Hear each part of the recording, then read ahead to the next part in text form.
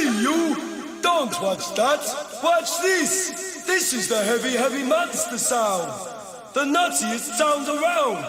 So if you're coming off the street and you're beginning to feel the heat, well, listen, Buster, you better start to move your feet to the rockinest, rock-steady beat of madness. One step beyond.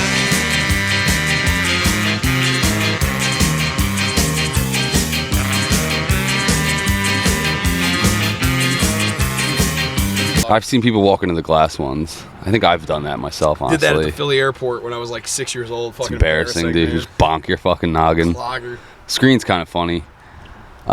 There's a screen door. It's not like a slider. It's just like a screened-in porch door at my mom's. And I was blacked out, already puking on myself in the driveway with my pants around my ankles at this point. Like, it was a rough night for me. I was trying to pee, standing up. I fell over, pants around my ankles. Just forward or backwards? Were you a fountain or were you a puddle? I was a puddle. You're a puddle. Okay, that's fun. Just covered in puke. I ended up that night laying over the hood of my Toyota Camry and just barfing off the side because that way, like, it wasn't getting on me anymore. I was like, I'm a physicist now. Like, I got gravity. What goes up must come down. Gravity's on There's my just side puke now. all over the side of my car. Oh, Everyone's yeah. like, what are you doing? I'm just sleeping on my car with my pants around my ankles. Going to Wawa. Anyway, there was like 30 people at my mom's house that night, and I was just blacked out by like 8 p.m. in the driveway. As so one does. I don't know what went on in there, but hopefully everyone had fun. No, but the second one to go was Nolan, because he liked to get in one as well, and he was trying not to barf in the house, so he was sprinting out back, and it was just like a regular door, and in the middle there was a dividing bar, and then it was just all it was screen. And he ran full speed into it, got the bar in the stomach, so he went like ass over tea kettle over, and then it's 4 stairs down, so he went up and over like the fucking bar, like the boards in hockey or something, and then rolled down a flight of stairs and then just like barfed all over the ground. I was at the surprised. bottom. I was gonna ask, was it like getting a gut punch where you see like a boxer like spit his fucking... It was like a hip check. Yeah, okay. It wasn't so much a gut punch, but it Okay. launched him into the fucking air. That's still a Then funny he went visual. down a flight of stairs. And ripped the screen out entirely. That never got fixed. Oh, that sucks. Me and my mom with a staple gun trying to fucking get the thing back in. Never That works. never got repaired, I think, until we got a new landlord. Nice. and That's it fucking sick. had to for the sale to go through. When we got a new landlord, actually, we got like a punch list. It was like, here's all the shit you guys fucked up. You need to fix this before we sell. It was like, all right, fair game. They do It was that. like window screens and basic shit, but they were right. Clean the vacuum the baseboards, like fucking like you scratch the fucking hardwood, just put a carpet over it. or No, it something. wasn't even Not that bad? Oh, no, it okay, wasn't that's like fucking awesome. it wasn't Like- wear and tear. It was like this window screen has a giant rip in it. Like, you need to replace this. It was like, yeah, That's not bad. I did break that.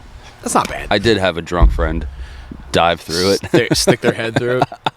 All right, so when we moved into the house at Merrick, James's dad was like super. I mean, like, he was just chill. Like, he didn't fucking care like about anything. He was just like, "Oh, you guys are in college. Like, that means I'm in college now too." And would like come and get high with us. And What a shit. good egg, dude. He was like, shit, I can't. I don't care if you guys drink as long as it's at my house. No, we were like all like 22, I know. 23, and like Paul's like, 20, so like he didn't fucking care. It's like, you guys just get a bottle for me and like I'll fucking bring girls over and shit. It's like, this doesn't sound His like a bad dad was exchange. 20? No, yeah, his dad was 20. I was like, James was huh? 22 and his dad was 20. No, his younger brother was 20. Oh, my bad. And also going to the same college we did. So like it was fun, man. We had a good like wholesome thing, but there was a dining room, like living room. I don't know. Think like not conversation pit, but like think like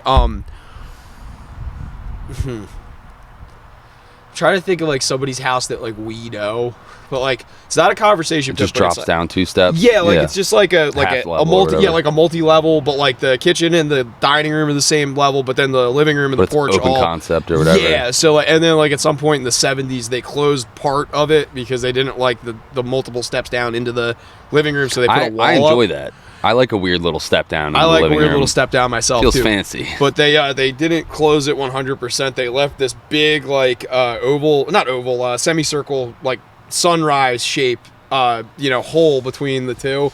So we had a big ass beanbag that we just set up, and I would run through the kitchen when I get home from school and dive through the hole Sounds in the wall. risky. How big's the hole? It was pretty big. Like I'm talking, okay. like this house, like that hole was probably like if you remove those 2 windows right there, it would have been that I wide gotcha. and like about that tall, but like there's a Picturing partition. you like shooting the gap, just bonking your head on the fucking... I was shooting the gap, but it was a pretty big gap. That's real juvenile fun to have as a 20-something. James would come home and be like, "That's awesome. I want to do a couple laps with you." And then like his girlfriend would get home and be like, "You guys are idiots." And then his dad would get home and be like, "What the hell are you guys I'm doing?" in. He wanted pass the GB. Let's do some fucking... He's like... Let's do some socket rippers and fucking... Yeah, like fucking get the 10 mil out. Let's fucking like do a couple dusters. 10 mil, little hockey tape, empty 2-liter Mountain Dew bottle, and then an empty gallon. I need some water. I need a fish tank. I've made bongs with less, bro. Fucking A, man. That's a good movie. Stephen Baldwin is he's like duct tape, light bulb, fish tank. I've made bongs with less, bro. Let's go. I need a snorkel, an ice pick, and an avocado. Come on, man. I made bongs with less, bro. I've heard that in like multiple rapper interludes, like That's different good, yeah. weed rappers. It's always like, it's in Smoke DZA, Wiz Khalifa, guys like that. You also sent me one. It's a rapper from Philly. I don't know his name. You might recognize it if I White played or black? The clip. I'm assuming white because of the clip, but it's a clip from SLC Punk where the guy, the one dude's name is Heroin Bob, and Heroin Bob is a chemist. Actually, fun little side note, Mark's nickname for a brief period of time until he told me to stop calling him that was Heroin Mark, not because Mark did heroin, but because in the movie, the esteem of Heroin Bob is that he's just an uptight guy that does like he just drinks beer and smokes cigarettes. He won't touch weed. He won't touch any drugs. And like he's just like uptight. And Mark was very uptight when I first met him. He still is, but like he's not like nearly as uptight. So I used to just call him Heroin Mark because he reminded me of the character Heroin Bob. So a white rapper goes up to... Well, no. So it's like a white rapper used an interlude from SLC Punk, which is the movie that Heroin Bob is from. And Heroin Bob's character is in college for chemistry, and he's explaining how like Napoleon was slowly poisoned with arsenic, and he's like, chemicals, man, they'll fuck you up. And like it's like that interlude goes into like some fucking like dope rap like fucking drop right there. But yeah, it's like this whole speech about like how arsenic and cyanide and like you can refine them. You should ask him if... I'm guessing it's the two of the hottest in Philly. The white dude is OT the Real, and then for some reason the black dude is OT7 Kwani. I don't know why everyone's OT now, but... Oh, trans. I think it means out of town. Okay. Like, okay. Yeah, like... Oklahoma. I've seen like trappers use that, be like, I'm the OT god. Like, it means overtime that god. Not overtime. It means like they're distributing in different areas. Like, I'm out of town, bro. I'm on the road. Like, they're on a victory tour. Some gay shit. Yeah, it's really gay. But I don't know if it's either of those guys. I like both of those rappers, but I don't like the OT phrase. It's very popular now. I'm just like, you're not out of town, dude. You're home. Like, stop. Like I said, I don't know if it's either of those rappers. This was from like 10 years ago, but I do remember that making me smile and being like, I was surprised at that. This was from 10 years ago? Yeah, like so. Like, yeah. I thought this was current. I'm like going into current Philly rap. Bro, you like, think the current hottest you think OT7 Kwani. You think I've listened to rap music in the last decade that wasn't made like in 1994? Well, there's no shot at me finding this now. I literally was like, oh, OT the Real just dropped a new album. It's probably on that. No, I'll get Yussel to send it to you because it's funny. It was like he played that for me. I was like, do you know what movie that's from? And he's like, no. And I'm like, yeah, it's from a really good movie called SLC Punk. You would actually be really interesting because a lot of the rap I listen to features like different movies. There's always little snippets between songs or at the end of a song. And like across the board, like Mac Miller, and then there's like super hood guys doing it as well. Like it's like a lot of guys feature that in their songs, and I'm always curious. Like I'm sure I could just Google the dialogue and figure out what movie it is, but like I'd like to compile them and then just be like, what movie is that? Like do like a little lightning round with you, like 10 songs. And that would be good. I have like a couple off the top of my head I can think of, but I don't know if I don't know how easy they'd be to find on YouTube. I know where they are. This is how old I am. I know if I had the CD, where on the album I'd be able to yeah, and then you rewind 30 seconds because the LimeWire rap mix, not FrostWire, fucking the OG LimeWire one from 05. Pirate Bay, fucking file.mp4.streetlightmanifesto.j singing.jpg. Joe's dad was the lead singer in a band, and Joe managed it. Yeah, I managed Streetlight. His mom played bass. Yeah, my mom sang. And his sister Sarah was on drums. Yeah. They kissed once. Wincest. No, it's like Gincest. Dude. The fucking Guinea sister. Yeah, thank you for clearing that up. Well, it didn't hit, so I wanted to make sure that everyone at home got it. Appreciate it. Thanks, guys. No, the interludes. It's funny you say that about rap because punk rock does it a lot too, and it's like like one of my favorites. I mean, it's not a thing from anything, but the intro to Maria by Green Day. Billy Joe, you just finished making your first record. That is real. That's from him. Yeah, you didn't. No, So I I don't know. watched the VH1. Explain, brother. Lay something on me. I watched the VH1 documentary about Green Day. I was obsessed in elementary school. I got my first guitar because of Green Day. I loved American Idiot. You hated it. Anyway, no, that was Billy Joe recorded, he got his first guitar when he was 4 or 5, 6, somewhere in there.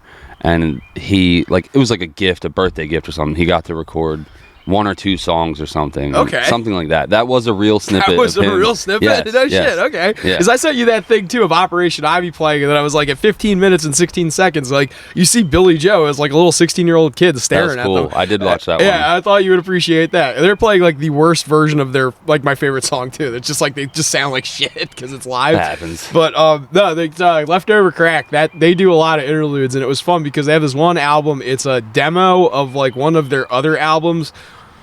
Long story short, they used to screw over their licensing. They would get music licensed through a record company and then use all the money they front them to make the album to just smoke crack and then screw over all the deadlines. True to the name. Yes, very true to the name.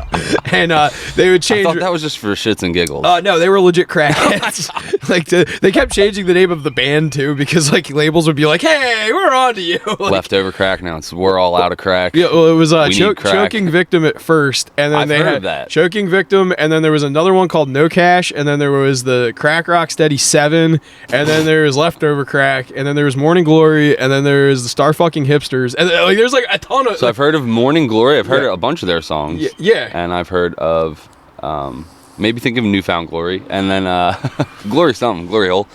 I've heard of the other one you said, one of the second. No Cash. No, the one before that. Choking Victim. Yes. I've played Choking Victim for you before, probably. It's They have a interesting. song, it's the chorus is, and when there is no hope, I'll smoke some crack, I'll shoot some dope. And when there's no enemies, I'll be a slave to my TV. It's my Aunt Trisha's favorite band. Really? Oh, yeah, she's living that life, the Crack Rock Steady. No, she died from asphyxiation. She choked on a piece of steak.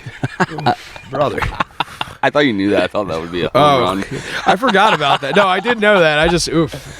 I was going to say I have a really cheap shot joke to make right now, but I didn't want to preface it.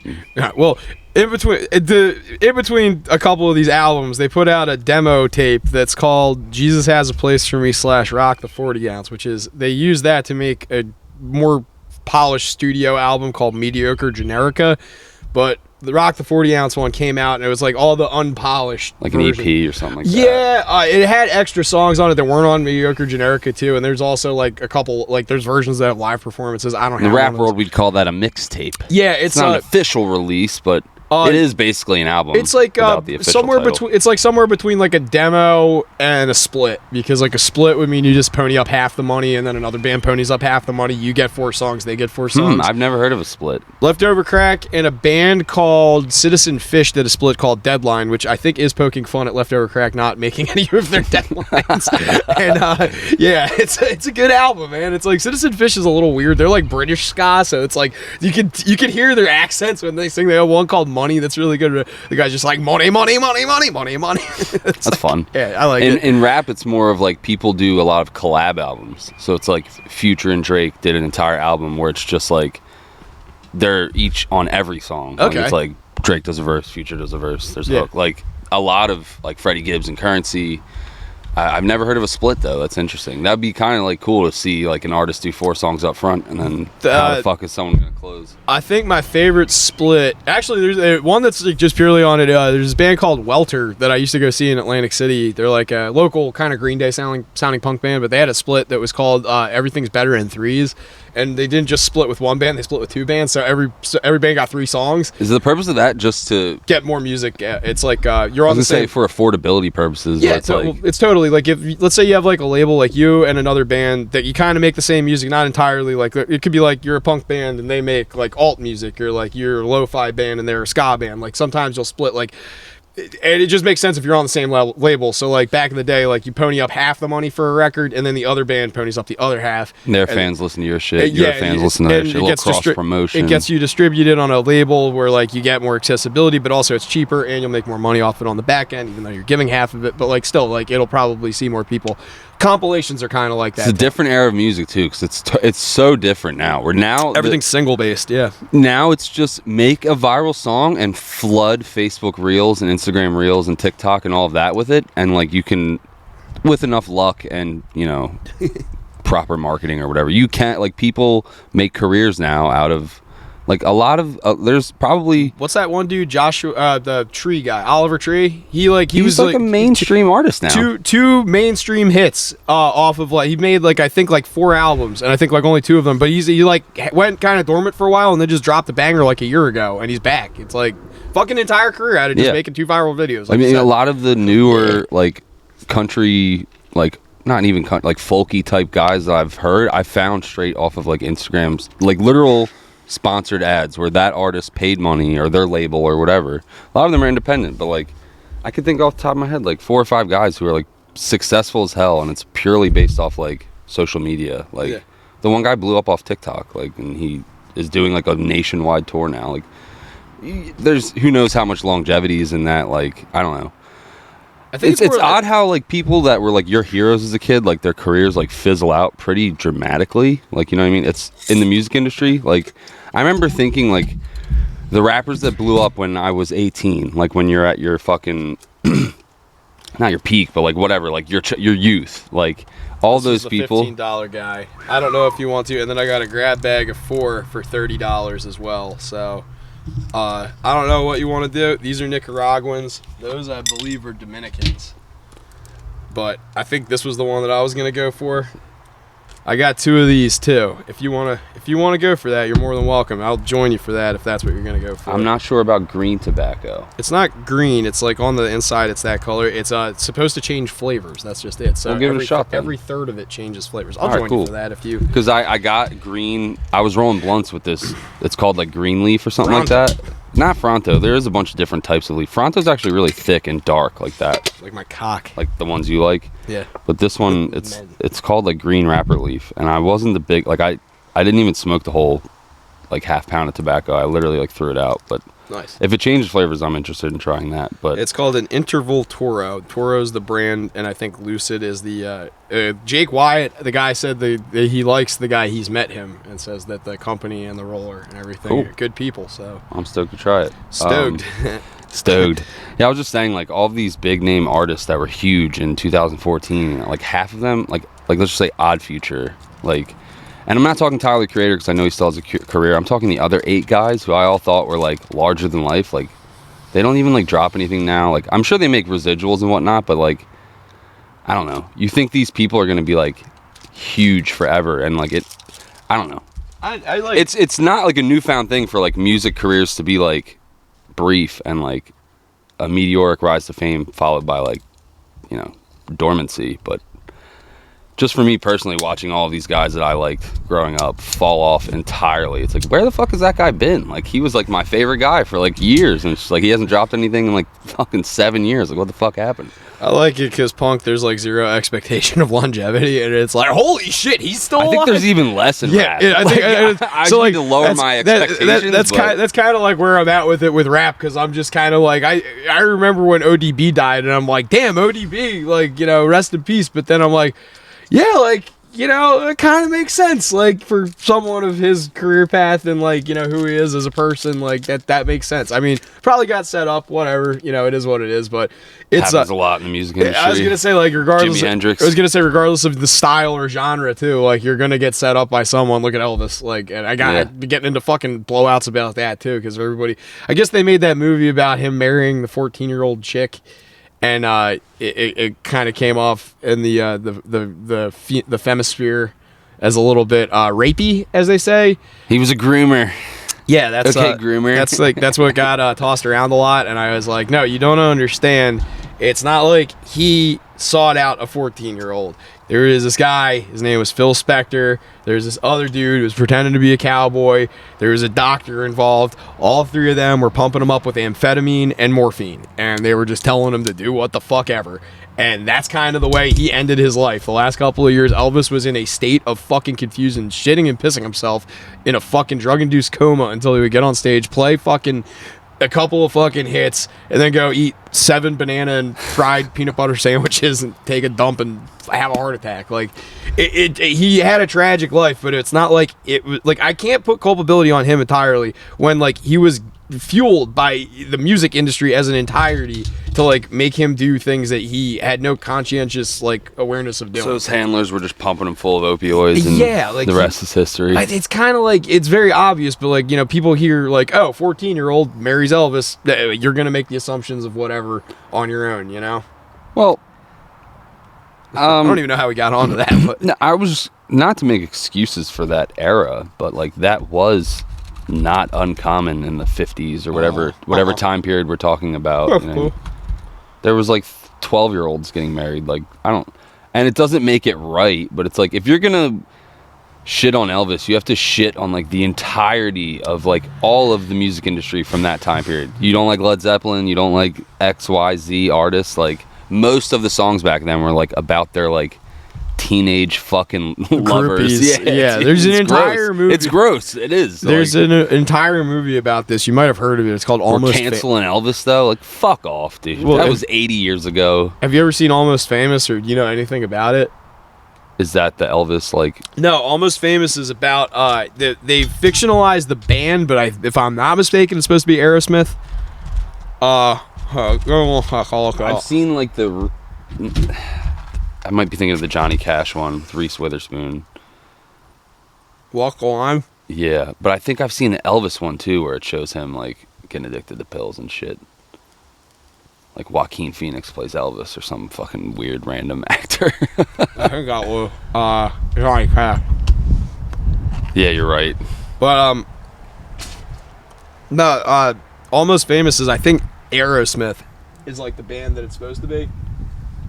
Steven Tyler's got some creepy young lovers too, right? Mm-hmm. He's got some weird shit. I saw something on him like a month ago, and I forgot to bring it up. Forget what it even was, but it was some skeletons in his closet that I saw on Twitter.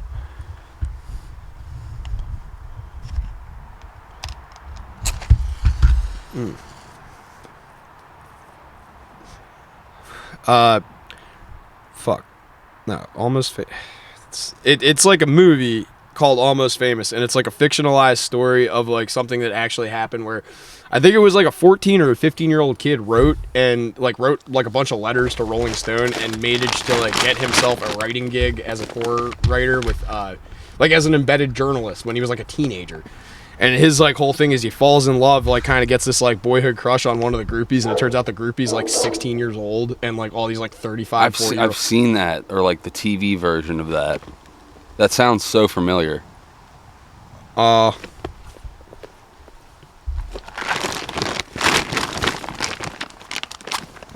gotta figure out who it's actually based on. It's got Kate Hudson and what's his fucking name too?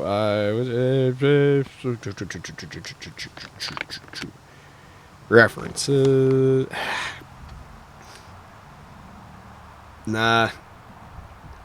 I'm gonna have to do a deep dive. I wasn't even planning on fucking talking about this, but it's like it's all good, Joey. It's hard to find shit on the spot. Yeah, because I was trying to find that rapper 20 minutes ago, and I was like, no fucking clue. Oh yeah. Like, Yeah, just it was like weird because like the whole thing was just like it's abhorrent. Like the whole fucking notion of like a kid, like they hire a kid to go on tour and he gets to see like all the groupies and he kind of does the groupie experience, but they like keep him at an arm's length because he's industry or whatever, like journalist or whatever. But like because he's so young, they kind of like fuck with him and they like him in a good way, but like also kind of fuck with him. And it's like, I don't know, it's an interesting fucking movie, but at the same time, there's like all this stuff going on where you're just like, hey now, like, that chick's 16 and she's like sucking off like the entire band. Like, that's not fucking, like where, like, what is it? But it was the 70s, so you could just get away with doing shit like that. I don't know. It was like more tolerated, you know? it was completely, again, not legally or morally right, but socially accepted in that time period. I agree. It sucks. Now it's a different era where it was like, I didn't want this to go out because it's fucking windy, hard to relight, but I was always super leery of messing with anyone, even when I was like, I'm 20 or something, like, where it's not even that weird. I'm not trying to fucking go down that road today, but let's. I'm just saying, like however people want to justify it back then. In our generation, that was like super like, don't even risk it, man. Like, you know what I mean? Like, no one that I know was skirting that line at all. Like, it was like, I don't want to go to prison. Like, fuck that. Like, well, what I was more like get at too with like all the fucking Elvis thing too, with like just the people I think fixate on like, hey, that chick is 16, like, you know, that, hey, Elvis married a 14-year-old or something like that, and not really like the causation of like the why. And there's not really a good excuse for like in any facet to be like, yeah, 16-year-olds, like, let's go. Like, I don't really ever think that's the fucking no. Like, no, there's no fucking it was a different era. It's like, you can say that, you can say whatever it is, but I think like at the end of the day, it's just creeps were allowed to have a little bit more leeway back then, because like people would turn a blind eye. Hey, he's making good music, let's fucking. Now it's like no one was checking IDs and there was no social media. My dad told me a story about how many underage girls like used to be in the fucking bars in Wildwood, and I'm like, that's fucking disturbing. He's like, there'd be like 13-year-old girls getting drunk and like, you know, like going home with like 20-year-olds. I'm like, that's foul. My parents drank at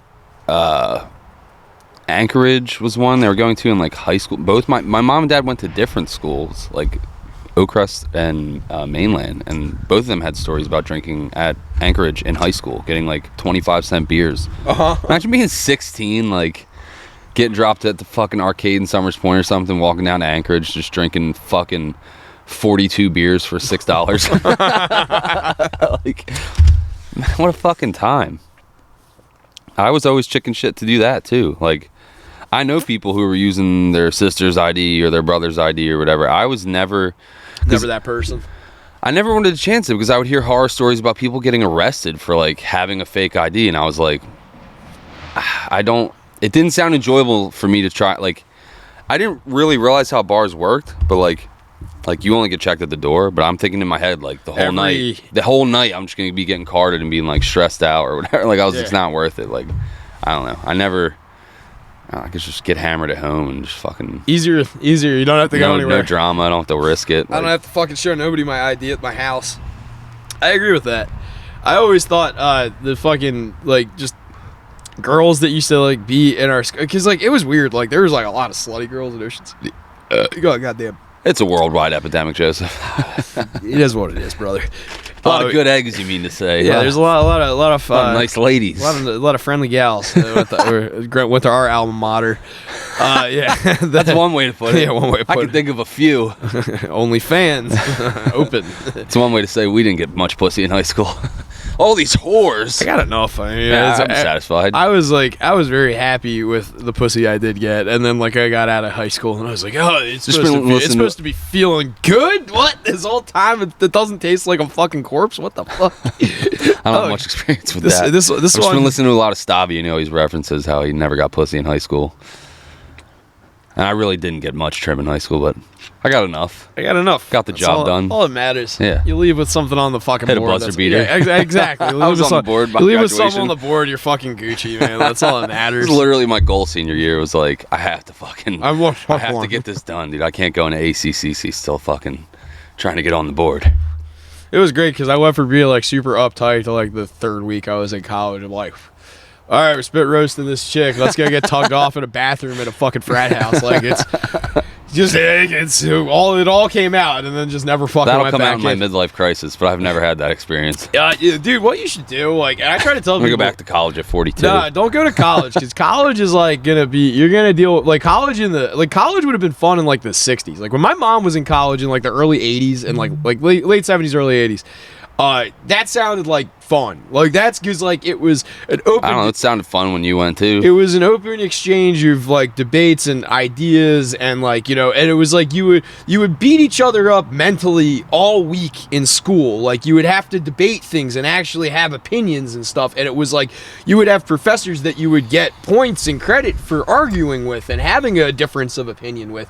And then you go out on Friday night and get blackout drunk with all the people and the professors that you were just bickering with, and it's like kind of this like we're all in this together, but we're like what we're doing is higher learning, and it was like nothing like that when I was there. The academics were so different from the partying. It's probably more of like not a smaller like. Well, yeah, but like there was more like it just the professors. More like a small town feel with like the college, like not as like it's probably way more people going to these colleges nowadays where it loses that like.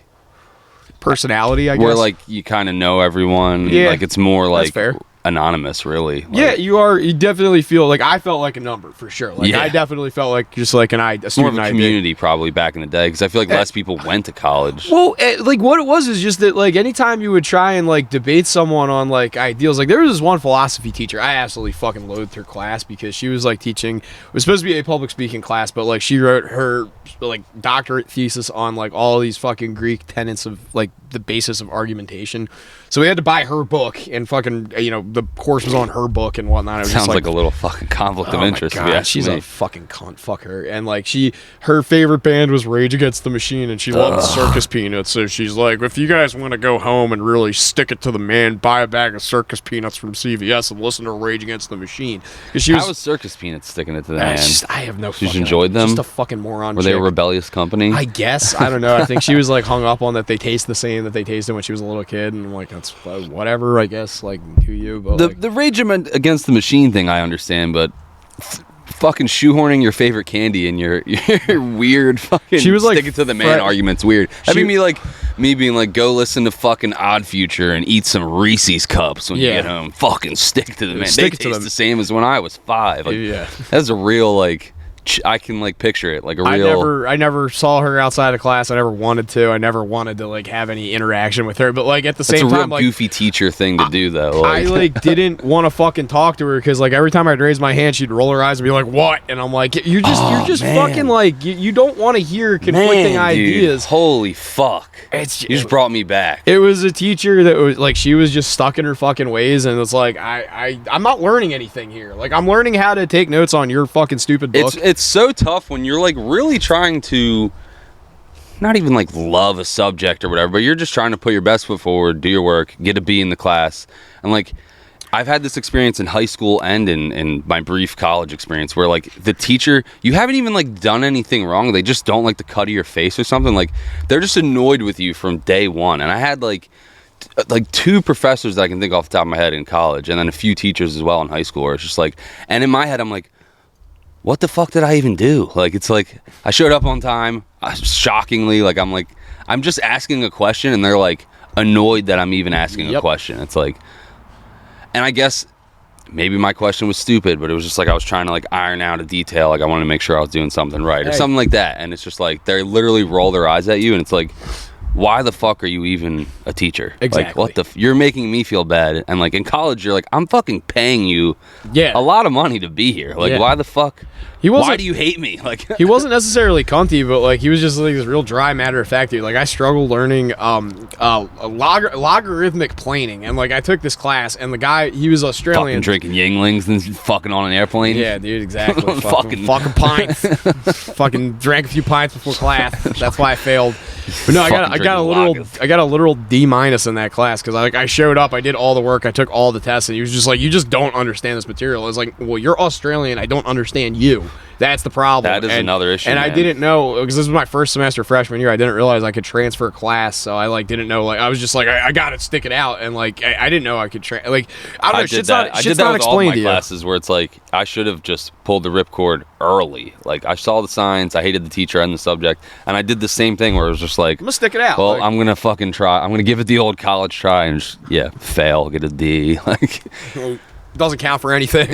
Like just a waste of time, spun your wheels for like fucking 3 months. $7,000 of my grandparents' money, and dropped out and became a janitor. Then you solving all the problems on the board. Oh my god, dude, I forget who the fuck it was. I was listening to a podcast where someone was like, it wasn't Cumtown. It might have been Norm Macdonald, like, or Dave Chappelle, or like someone that was like talking about like someone else's comedy. They were like, it would be funny if like someone did a black version of Good Will Hunting, but it's like that like complex problem on the chalkboard that he keeps walking by and like figures out how to solve is just like 2 + 2.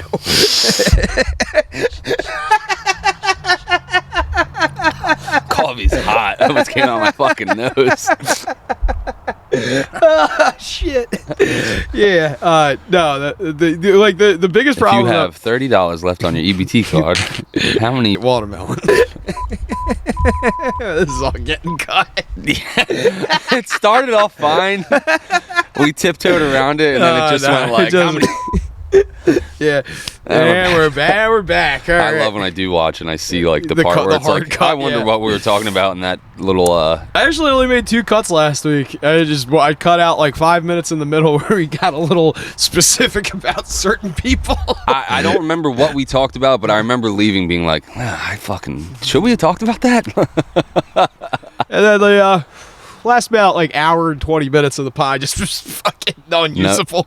we were dancing around it like really well for a good, but like the punchlines came in and it's like, if I just leave this whole thing in, people are gonna think we're like 2 autistic just giggling at each other.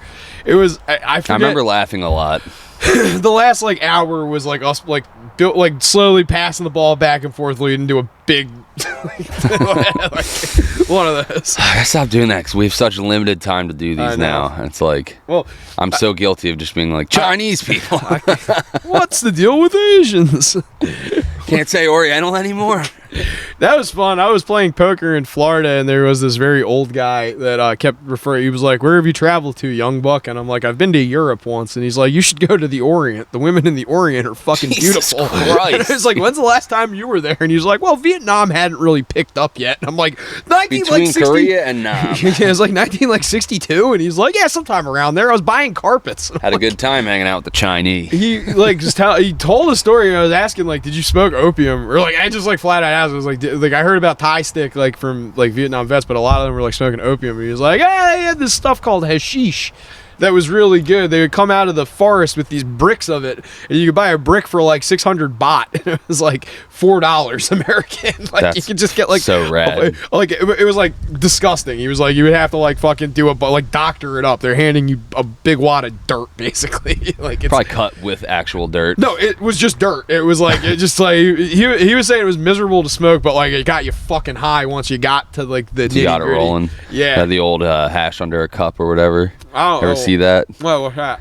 Like where they, so before like dabs and any of that shit, like in the 70s, 60s, I mean hashish goes back Yeah. millennia, but like the method in the 70s or whatever, 60s, I don't know, 80s, before dabs, they would get hashish and like real hash where it's just like bricks of keef basically just Yeah, pressed. just like hard pressed keef. Like Yeah. they heat it and press it and heat it and press it and repeat the that process. shit. Yeah. And you take like a chunk of it, you put it on like a pin that's sticking like straight in the air, and you have a little chunk of like your dab of hashish, and you light it on fire with a lighter, and you stick a glass over top of it, and it just smolders, and and you do it on like the corner of a table, so it just smolders, and then when you want to take a hit, you slide it over, and you fucking take a little ripper Kinda out of like the a cup. hot It's called knife. hash under the cup. Yeah, it's Okay. a pre-hot knife. Gotcha. Yeah.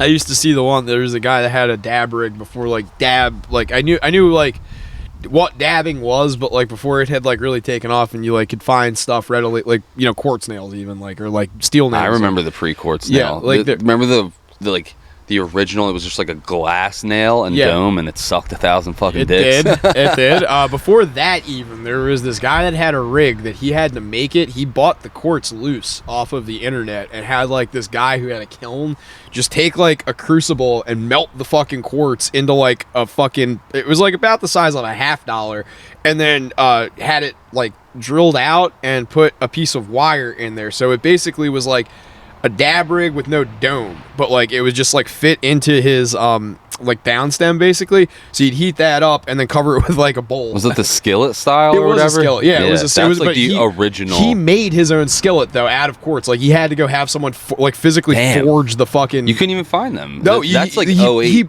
yeah, this was when I was like 2010, I think this was, because like this kid's name was Sean. He was real smart. He was like just kind of a dipshit because he was all on mushrooms. I didn't even know what dabbing But was in 2010. He was like the first one where he wasn't even doing dabs off of this. He was taking like bubble hash and like he would take it and just ashed all over. Speaking of I bubble was hash, more worried about the mic. he would just like take like bubble hash That and is like a put throwback, it up man. there and like fucking like hit it with a blowtorch with a bowl over like a ceramic bowl, and then you just like through the downstem it would just suck everything. It was ghetto, but like it got you fucked up. Ghetto man. dabs, dude. Fucking go over to the I never hit a skillet, but I saw a ton of videos with them on YouTube back when WeedTube was very popular in that same era. And you said bubble hash. That's a phrase I haven't heard in forever. Shout out to Bubble Man's World on YouTube. There's some guy in like Colorado, like back when the green rush, like 09, 2010, Yeah. when weed was still cool. it's still fun. And he made videos of how he made hash. He sold like bubble bags. It was like these X micron, like Yeah, they're like mesh they bags. got finer and finer and finer Yep, the and more just up you went. You Cold water, hash. Really cool and stuff. then you finish it off with a little isopropyl alcohol. I don't think I've ever, maybe once, gotten to try bubble hash. I think maybe once or twice, but never. It always was that fascinated me more than like BHO. Like BHO just seemed dirty off rip, but like bubble hash seemed like it was the cleanest. Cool, yeah. Like it was just like that seems really. Now I have no interest really in extracts at all. A lot of people are like still on the like. I get their argument where it's like I can consume less, just take 2 dabs and I'm good, versus having to sit there and like face a blunt or whatever. And I get that, but I'm just strictly flower at this point. I found that video of you taking a dab. That was funny. It's so weird that I was literally taking a walk and thinking about that when we were both having like dab panic attacks in your office. Yeah. And then my snap memories was the video. Joe had nice slick back hair. I had hair. Yeah. That's what Autumn texted me. She was like, "Holy hair," and I was like, "Yeah, you used to have a nice fucking." I was chubby too. I was like Tony Soprano mane going. It was right when I came back from fucking New Orleans. I was still working for Pinnacle at the time too. So I was like job site Joey. I would go out, fucking work like 7 to fucking 4 every day. Come home, fucking just fall asleep like 9 o'clock. I'd be out fucking cold. Wake up 2 o'clock in the morning, tug it, fucking go back to bed. Wake up like 5:30, fucking peeing. Job site Joey's a rough one. That was not a fun time in my life, No. and I was not having fun waking up every day and going to fucking hang out with Randy. That was like I literally was like, I was making movies a year ago. Like my name was like on screens in people's houses a year ago, and now I'm in people's houses trying not to fall off the 3rd story balcony. I'm so garbage that construction was my upgrade. Like, Really? That was your fall off, and I was like, yeah, man, I made it. Last year I was slinging trash. Now I'm fucking swinging a hammer, dude. I'm a man's man. And like never forget that novelty wore off so quickly. Yeah. For 3 months, I was like wearing my boots proud, wearing my tool belt. I'm like, ladies are gonna dig this, dude. I'm a fucking first time you go into the bar and you realize like no one gives a shit. I just have like completely like worked my ass off for no fucking gratification, like for anybody. Building a sweet shore house. That I will never afford, like never be able to afford to set foot in. Like, oh, it's a fucking demeaning thing. Like the worst was this guy. It was during COVID. Like, so like it was 2020. So it was like I worked from like March to like June, I think. So like it was probably like May, April, maybe even. But like this guy had just spent like $300K on a fucking house, and then was like, I'm in the other deal. Yeah, $300K for like a place in North construction. No. This place was like from the 40s, I think. Okay. So Like, so what we were doing was we were in there. They had tile that was like waterlogged and damaged. So I'm in there with the air fucking gun. Running Chipping the jack. tile. Yeah, I was over there with the jack fucking like doing the fucking floor bit, and then some of the most miserable fucking work. Bro. So next to chipping concrete or something. well, like. the guys outside, they had all the Mexicans doing the asbestos because they know how to handle it better, and like you have to get those big gay fucking clear bags with the red tags and everything. So they're like It's putting not it in even that there. they're way less of a liability. Exactly. They're not going to go to OSHA. They can't. no hablo inglés, no OSHA. No green card. Yeah, so like they're like out there handling asbestos, and like all their shit's breaking off and coming downwind to me, and I'm like just like in there, and I get overhear like on the other side of this fucking wall this guy saying like, yeah, we like bought it for $300K, we're gonna put about like 25-30K into it, and then like we see the market getting real hot again, so we're probably gonna make about 550 or like sell it for about 550, Make about 200. and I'm like, I literally am inhaling asbestos right now. Fuck you. I'm trying to be that guy. Yeah, and it sucks. Like, it sucks when you're on the other end of it. It's fucking bullshit. I know I sucked my boss off last week, but I was making $11 an hour. Like, the hardest work I've ever done in my life. If you work a trade, construction, HVAC, any of that shit, hats off. Like, that is fucking not knocking the kitchen. I know the kitchen life's a bitch, too. Brother, I've done both. We're not measuring dicks here. I just want to give you your flowers. Blue collar work is no fucking joke. No. I did it for all of 6 years or something, but I don't even know what the fuck. Oh, I'm making $11 an hour, breaking my fucking balls, and my boss was like freshly divorced, just crushing pussy everywhere because he's a millionaire, freshly divorced millionaire, just fucking slaying. And he would hang out at Great Bay Country Club all day, smoke cigars and drink scotch, and then just like stumble into the job site and be like, "What are you guys doing?" You gotta prop up, pad that out a little bit more. He wasn't even a dick. It was just like he was cool, but he's just like half in the bag, like just going around cigar in the his job site. mouth, just like walking around in like flip flops. I'm just like. Me. Yeah, literally dressed like you, just like, what's going on, fellas? You guys gonna work Saturday? We really got this job done. And I'm like, this guy's just like living my literal dream, like just like hanging out at a country club. I don't even drink, but like just doing fancy shit all day, not working. Like I'm lazy. Like it's just like I wanted to be that guy. So it's like, yeah. I like never actually divulged too much. Like we got like a little hung up on the win-loss statement on Vegas, but like I did tell you about like how I was just like out there living like the bougie life. I was like, so the one morning was it was the morning that we went from fucking Link to Paris. So like we checked out of Link and checked into Paris. So we check out. Hungover as fuck, looking like fucking shit because we're just in like our travel clothes and whatnot because all our good shit's in the fucking bags.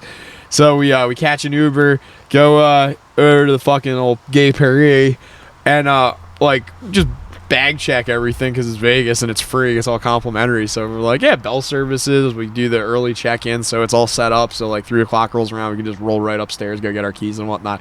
So we're like, well, like we could do like touristy things. We could walk around. Like, what do you want to do?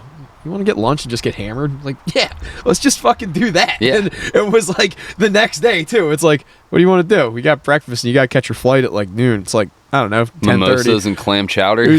She's like literally ordering oysters and like we went for a cup of coffee and ended up getting like espresso martinis and oysters and shit and just like having pancakes and like sitting under the Bloody Eiffel. Marys and shit. Yeah, just like just doing bougie shit like that. And I'm like, fuck, I wish that like there was a way I could do this 7 days. Those a week. day drink type drinks at those places like creep up on you too. You're like, I'll just have a couple, and like before you know it, like, how am I hammered off mimosas? Like this is just like some girly shit. Like, you're like, now I have a splitting headache at 4 p.m. 2 like, espresso martinis in 110-degree desert heat. I'm walking to the fucking wobbling. Las Vegas sign. Like, I'm gonna throw up. Like I'm sweating bullets and like dodging fucking heroin addicts on the boulevard. And I'm just like, gotta do it for Jake. Gotta do it for Jake. I get there and I'm like, all right, gotta head back.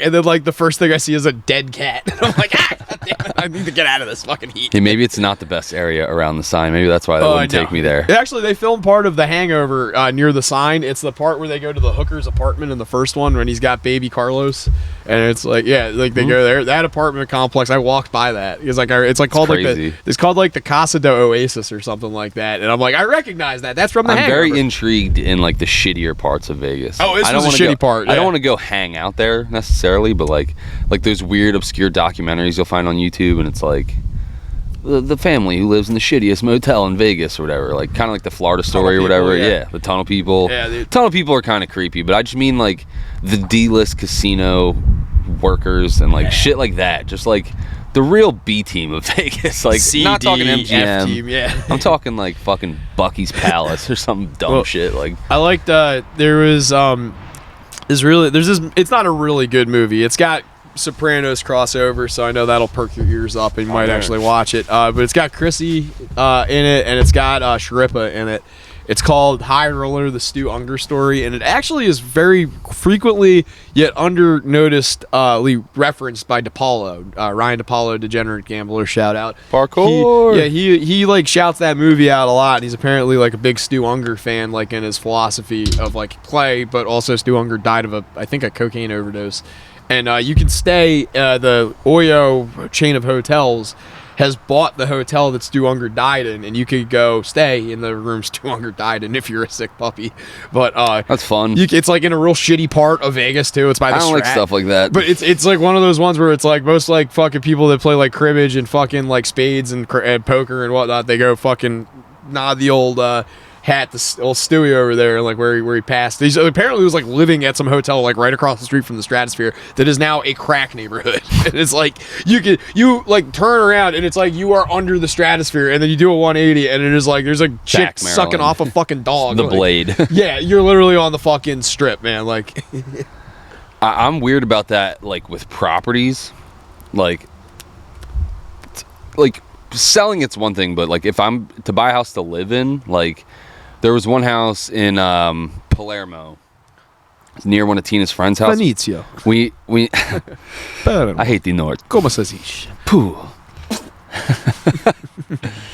Carmine, you can't speed in this neighborhood. Tony's just sitting there smoking a cigar. I like the one where Agent Harris. I like where he's like fucking with his neighbor and he gives him the fucking package of fucking books or whatever. He's just like, Dr. Coos, Yeah, I need you to hold on this. I know What's hold in on to here? this. And then Nothing. they're It's sand. it's just looking at it in the fucking. What do you think is in the box? Should we open it? No. Is that the one where he does that to fuck with the doctor and then Carm is like buying stocks or something and his wife tells Carmelo to buy stocks and it like instantly tanks? Yeah. She was trying to fit in with the other hoity-toity neighborhood ladies. As Tony slowly realizes that he himself is a novelty in the neighborhood as well because What were we just talking about right before that? sucking dicks. No, Stu Unger dying and homeless people. Vegas, Oh, yeah. There was a property in Palermo that Tina really liked, but like the story of that one is like this, and I witnessed it live once. We were like sitting on the porch fucking smoking, and this old lady came outside. She had really bad dementia. She was seeing blue people, like she was like hallucinating, sundowning hard, freaking out, calling the police to her house all the time, saying there's like people in her house. It was sad, but during one of her freakouts one day, she got ran over in the middle of Stagecoach Road by a fucking drunk driver and died. Whoa! And the house just always really creeped me out. And then it came on the market because she died, and it was a good price. And Tina was like, "We should buy this house." And I was like, "I can't." No, vibes. No, it's so haunted. It's got blue people and a scary old dead lady in it. Like, no, fuck that. And then like, there's one in Beasley's Point that the story always was. It's on my grandparents' street. It was like a nice house. Apparently, the previous owner, he was like widowed, never had kids or something, and like after his wife died, he fucking sat in the recliner in the living room and slit his wrists. Holy shit! Bled out all over the white carpet. Apparently, it was an extremely gruesome scene. Yeah. And I still, every time I go by that house, because my in-laws live in the same neighborhood, I can't not think about it. Like, I would never buy that house, and this probably happened 40 years ago. But I'm just like, if I don't know about it, it wouldn't even bother me. Like, don't tell me. But like, if you're like, oh, this guy got like shot in the head in the living room, like, I don't want to buy it anymore. Like, to live in. If it's an investment property, I don't give a fuck. The one in Amanda's Field, the one where that chick allegedly was drugged to death, that was on the market for a good price for that neighborhood. Little TLC, that's a nice fucking house. Would never buy it. Swipper swap. Would never fucking, it's just too creepy.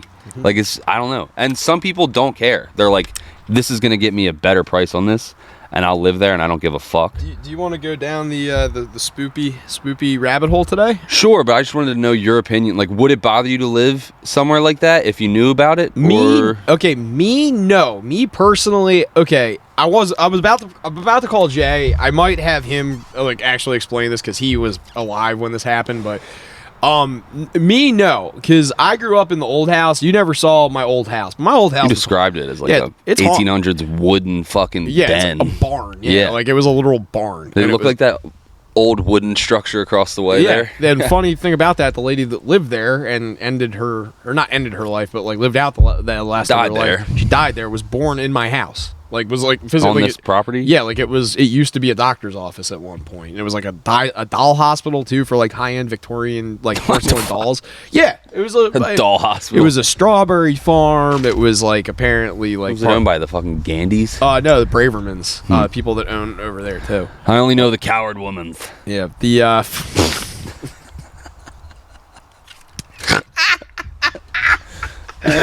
so stupid.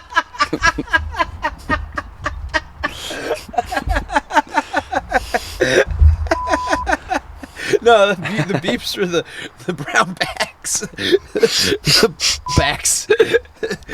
That was good, man. It's a strong name. I like that name, the Bravermans. Yeah, never put one on one together on that. Yeah, Dr. Braverman. He's who sold my family their house, and but I grew up in that house and always had like creepy vibes, but like I was comfortable. I was just desensitized. I was like an only child, so it's like either like get along with ghosts or like just fucking go crazy.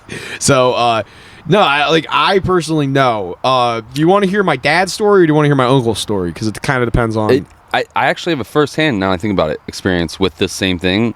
It deterred me from renting a house. Oh, okay. Tell me. When my house, me and my mom's house got sold, the rent was going up, and the Schulers graciously offered us one of their properties on Route 610. It's in front of Misty Meadows. It's a creepy old farmhouse. And I know multiple people I went to school with that all said this house was fucking haunted. One of them declines. Maybe. guy hung I know himself the in the- Browns. It's like an 1800s farmhouse. Like you look out the windows and it looks like a horror movie. They're that old, like thick, Yeah. distorting type Yeah. of glass. Lime glass is what it's the Kleins. No, the Kleins live on Old Tuckahoe Road. Yeah, okay, never mind. 'Cause Their that house is haunted too. Yeah, because the guy hung actually- himself in there. I Yeah. talked to AJ about it, Yeah. and then I met his little brother at like Wawa or something, and he was like, "Do you know AJ?" I'm like, "I went to school with him since kindergarten," and like talked about his fucking haunted house. I'm like, "Is your guys' house fucking haunted?" Uh-huh. Like his AJ, the younger brother, used to talk about it all the time. Yeah, Brandon was my age, and I remember like he had a birthday party at his house, and we were all outside because he's like, I yeah, believed it, kids too. kind of get freaked out when they go in there like to use the bathroom and whatnot, so you had to go in like groups and shit. Like, But I know the Arlens and the Browns that lived in this farmhouse, and I heard multiple stories about how creepy it was, and how they would hear kids running back and forth in the attic, and the room that I was supposed to live in was. The attic entrance was in that bedroom, and I was like, I literally was like, "Mom, I don't want to live here. Like, I'll just pay the extra $300 a month. Like, fuck. I'm this." not doing this. I went there myself after work. The door was locked. They made me go in through the cellar, like the fucking climb down this That's a weird, hard creepy cellar cellar. doors. Go inside, and bro, and like the house was it was clean. Like it wasn't through any fault of the Schulers. It was just very old and like really gave off some creepy fucking horror movie vibes. yeah, May not have even been haunted. Never. just had the vibe. Just heard stories and like walked around in it at noon and was horrified and like was like, I don't want to live here. Yeah. Like fuck, this is not worth the $300 or $400 we would have saved. No, the peace of mind is definitely like that's paying it. Because like the same thing you were talking about. Like this isn't even one I was talking about. Perry, her house, the one that was on First and Simpson. I would be on the third story. It would be me and I her. thought they were Tuckahoe folk. No, the Hansons. Really? No, they're from First and Simpson. Like they're What? Yeah, her dad. All of these stories and all this. Her dad was the CPA for the city of Ocean City. I never got a speeding ticket in the 4 years I dated Nice. her. Yeah. I always thought they were Tuckahoe folk. Nah, Ocean City. The way you described it really made her sound as such. Yeah.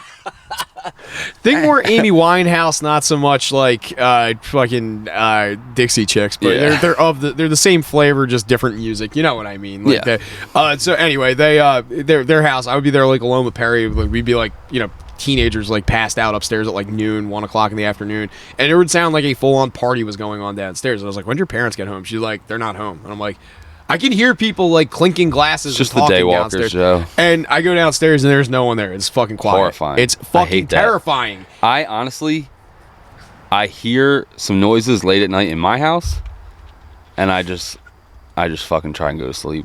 Like, it's nothing too serious, and it's probably just the fridge making ice or something. Yeah. Like, it's probably explainable. That's how I justify it, but I don't know.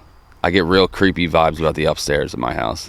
Yeah. Maybe it used to apparently be like a fucking mental hospital. No, like a bunch of heroin junkies were living in it. It was a rental for forever, and a friend of a friend of a friend didn't live there but used to stay there and like do heroin there. I was like, I've seen this place. I used to do heroin upstairs. I used to pass out in that so corner. I'm like wondering if like a fucking zombie overdosed upstairs or something. Like, I don't know. I get real, but during the daytime it's not creepy up there, so I just don't go upstairs at night. Hell yeah. Yeah.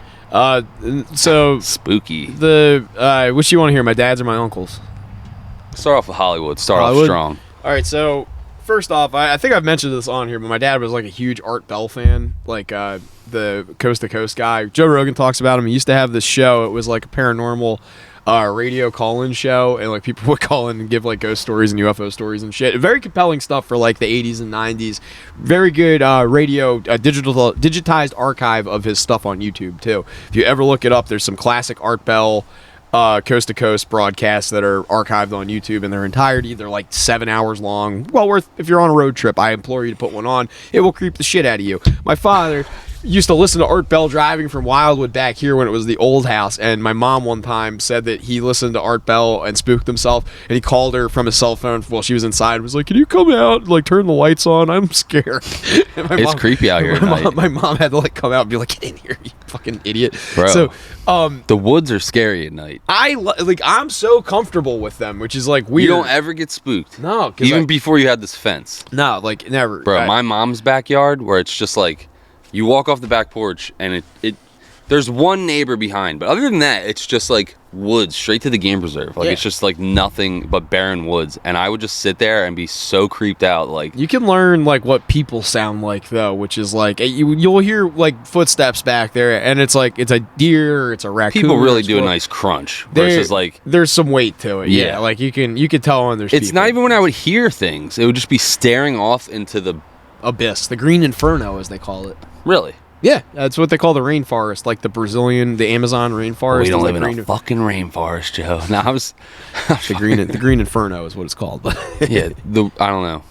I feel creeped out in the woods at night. I've gone since having kids. I can't ride as much as I want to, and there was like when Vincent was really young, the only real free time I had was to ride at night, and I would just be like, I'm gonna ride my normal trails just at 10 p.m. and I would make it like a quarter of my normal ride because I'd be like, this is fucking terrifying. Like just in the deep woods in like Belle Plaine at fucking 11 p.m. Yeah. No, fuck that, dude. Creepy as shit. It's fun.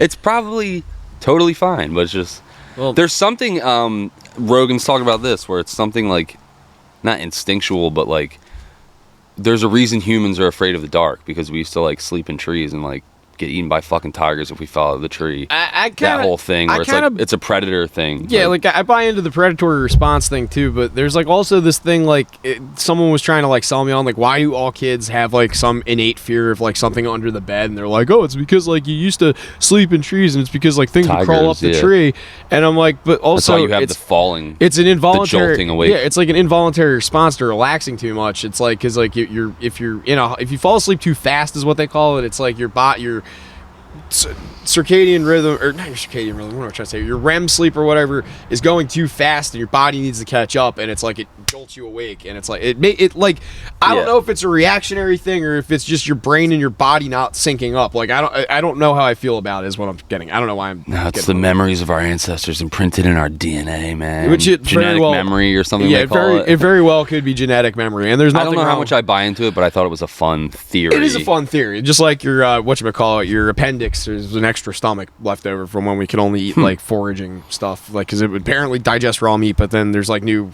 studies that are like that's completely false. It's just an extra organ that we have for some reason. It's not. I thought it was involved in like your immune system or something. Yeah, like they keep changing it. The hippie, crunchy, poop in a box, send it to a doctor culture that I was involved in for a while.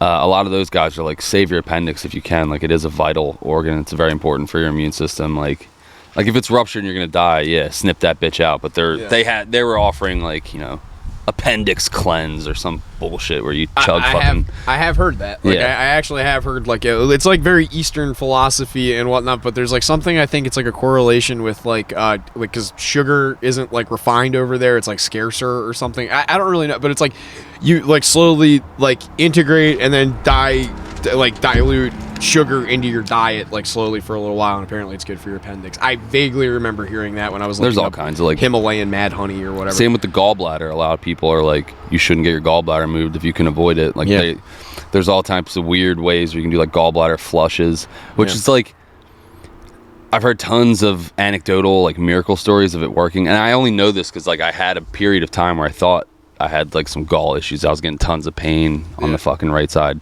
Ended up being nothing. The doctor literally like laughed at me, but that's always a great feeling. He's like, you're fine. He did no test, and he was just like, you're fine. And I was like, oh, okay, I feel fucking at ease now, I guess. But here's my $150 Atlantic Care. I'll just go fuck myself. Thank you. But yeah, it's like some weird shit where you like drink like fucking apple juice and like fucking syrup or some weird cocktail, and you like lay on your right side and like jiggle around, like some real like.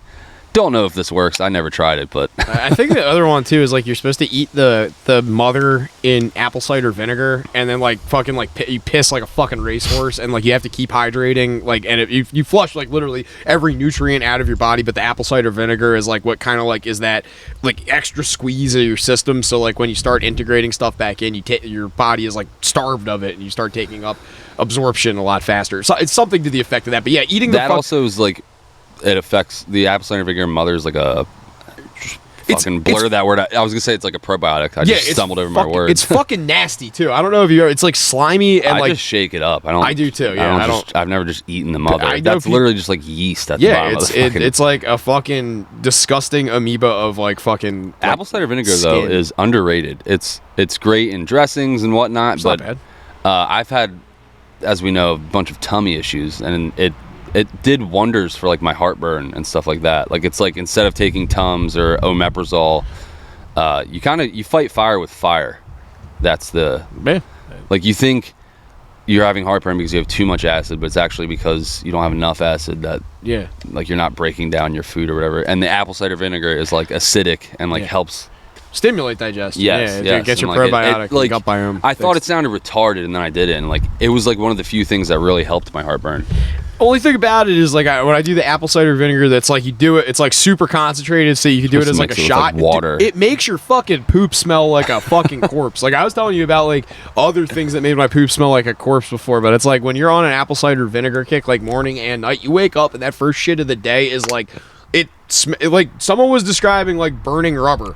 It's that is exactly what it smells like. If you like eat like I never noticed any poop differences. I've overdone it with it where I felt like kind of like if you drank too much sodium, like it felt like my organs were like shutting down. Apparently you can throw off your acidity levels in your body. Like apparently like too much of a good thing's a bad thing, and like I was having a rough tummy day and I did like 2 or 3 shots of it and I was like, I'm gonna die. Like I felt like my fucking chest was seizing up.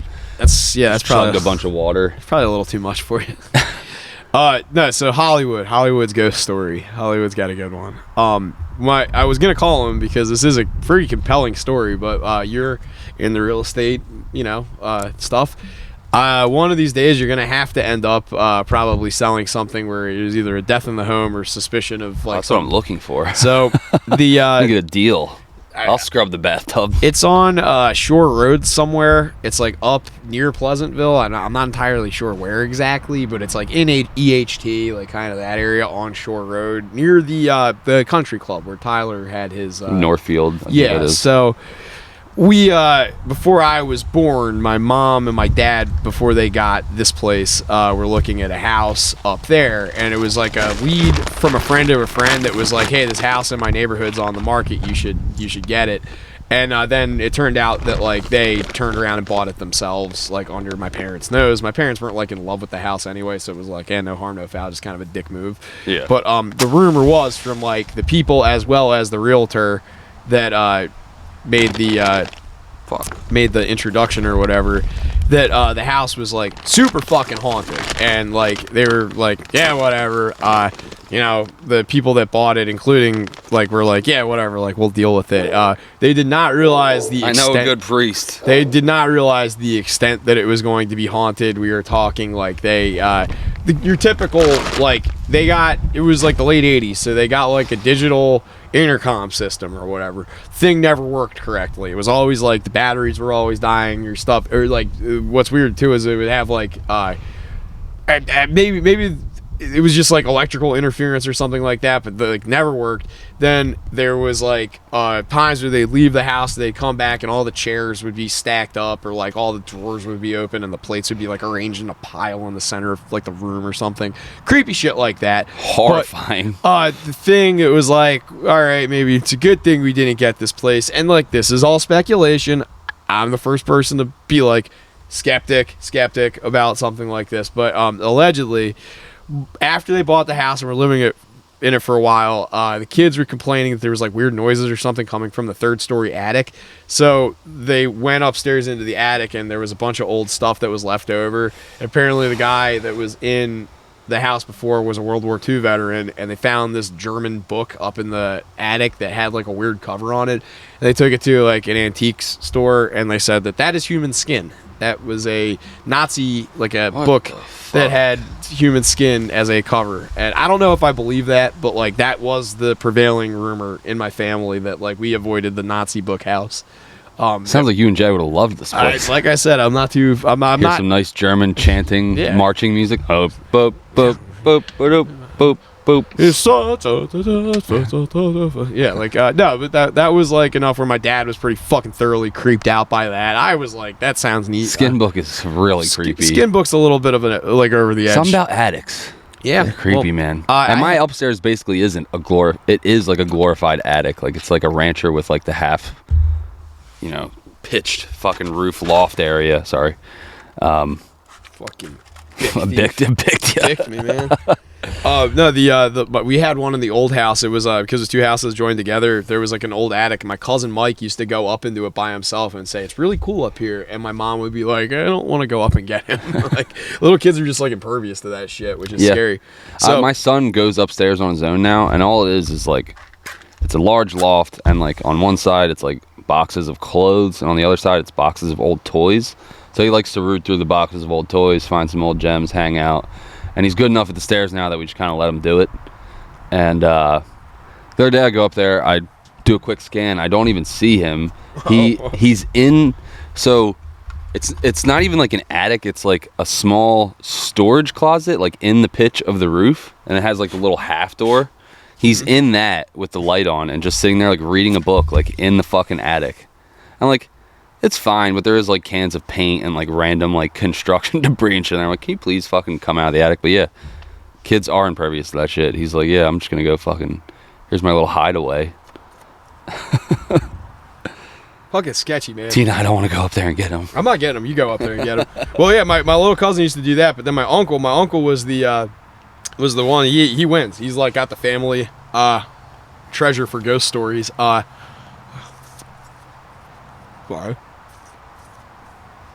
This is a new cowboy hat? No, this is the Cuban hat. This is my dog track hat. That is nice, dude. When I go down to Florida, I usually dress like Is it supposed to be fake Gucci? Yeah. Okay. Yeah, exactly. I didn't know if it had some other. Yeah, it's a brand called Lucky 7. They're like supposed to be knockoff Gucci, but it's like all the Cuban dudes. I like the extreme bend. It's like it's more sleek. It reminds me of some country singer, Alan Jackson or Toby Keith or something. Something like that. It's supposed to be like South Florida fat guy. Yeah, that's it. Yeah. It's like that's really Zach what I'm going Brown for. Band or something. So my uncle, I like it. My family was from Detroit, and when my uncle was born, all the jobs dried up in the auto manufacturing. So my family had to move, and they moved to like Rosemont, and then they moved further out of the city, somewhere like Lansing. I want to say, like I don't think it was Lansing. I think it was my grandfather's from, but it was like about like an hour and a half outside of Detroit, but like in Michigan still. So they move into this house. It's like a perfect house. My grandparents were like kind of like poor after all the layoffs in Detroit and shit. So they got it for steal. Good school district, fucking 4 bedrooms, fucking 2 baths, like just the works. Best fucking house they could get for the money. Couple things start going weird. My grandmother would wake up at like 3 o'clock, 4 o'clock in the morning every morning to get my grandfather's breakfast and lunch ready for the day and whatnot. She would say just like weird shit would happen, like things would go kind of missing, or like the odd in the end would be misplaced, but like nothing like too noticeable. Like nothing. She's just like, I'm crazy, whatever. So my uncle though was like maybe like 4 at the time, and he would like come out of his room at like 4 o'clock in the morning every time my grandmother would be up, and I'm talking like every day for like months. He would come out and be like super tired, super groggy, and like frustrated about something. And my grandma's like, what's wrong? And he's like, that kid in the train track pajamas is keeping me up. He wants to play, and I don't want to play. And she would send him back to bed.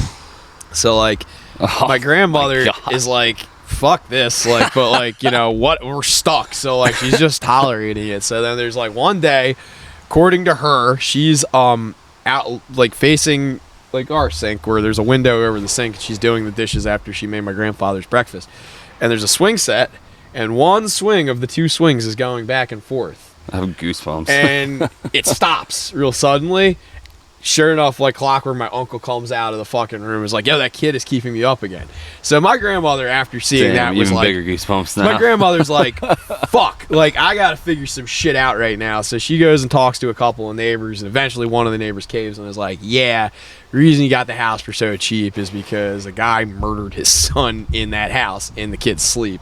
So apparently my uncle was seeing the residual haunting of a kid that was like knifed to death by his dad. Ugh. And Should have done his homework. And so they didn't stay there very long, but like my grandmother was creeped out. Like, it was like creepy enough with just the way my uncle was behaving. But the cherry on top of this too is my uncle had repressed that memory, and we were at family dinner, and my grandmother just blurted that out drunk. Like, we went on like a Halloween walk or something, in October or something.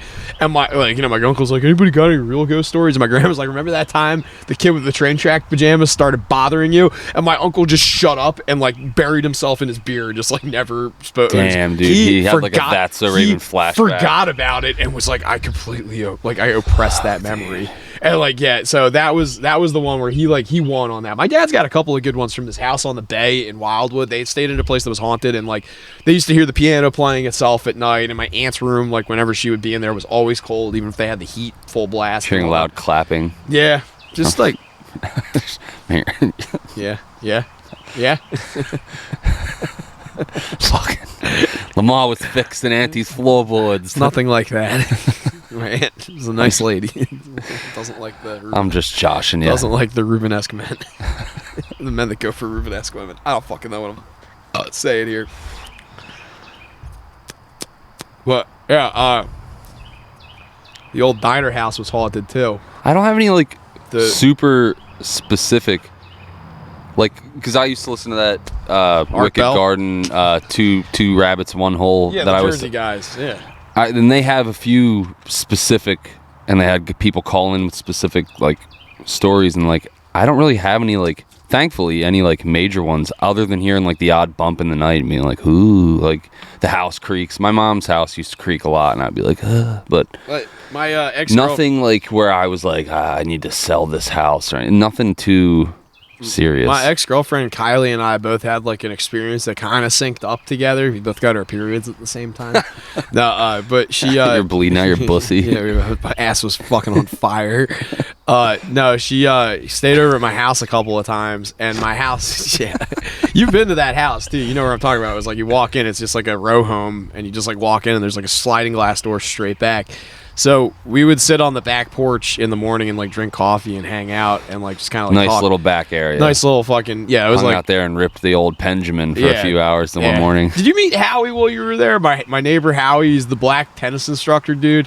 No, we just played like NHL 13. Yeah. It was like a 6-year-old game. Yeah. And the only person that I met was your cousin who didn't know we were coming and his Tinder date. He knew we were coming. He's like, anyway. He sold me on it. Yeah. I literally was mortified and still tell that story to people where Joe drove us 9 hours, didn't even tell his cousin we were coming. I told him we were coming too, and it's like I'm like, hey, I'm showing up today. I don't know when. And he was like, all right, and then like was on a Tinder date, and he's like, oh yeah, like you're fucking like 15 minutes early. So, we stayed in a motel that night. We did not stay at your cousin's house. We did not. He did not seem stoked to see us. He was not very happy about that. I was mortified. I literally thought you didn't tell him. You pulled a Joey pop-in like you were known for in that time period. I mean, it was like a pop-in, but he knew we were supposed to stay there that night, and like I told him we'd be here, we'd be arrived. Like I told him when we were leaving. I texted him from the road. He knew negligence on his end. I mean, not even negligence. I think he was just like, hey, I want to go fucking hang out with this chick. Like, anyway.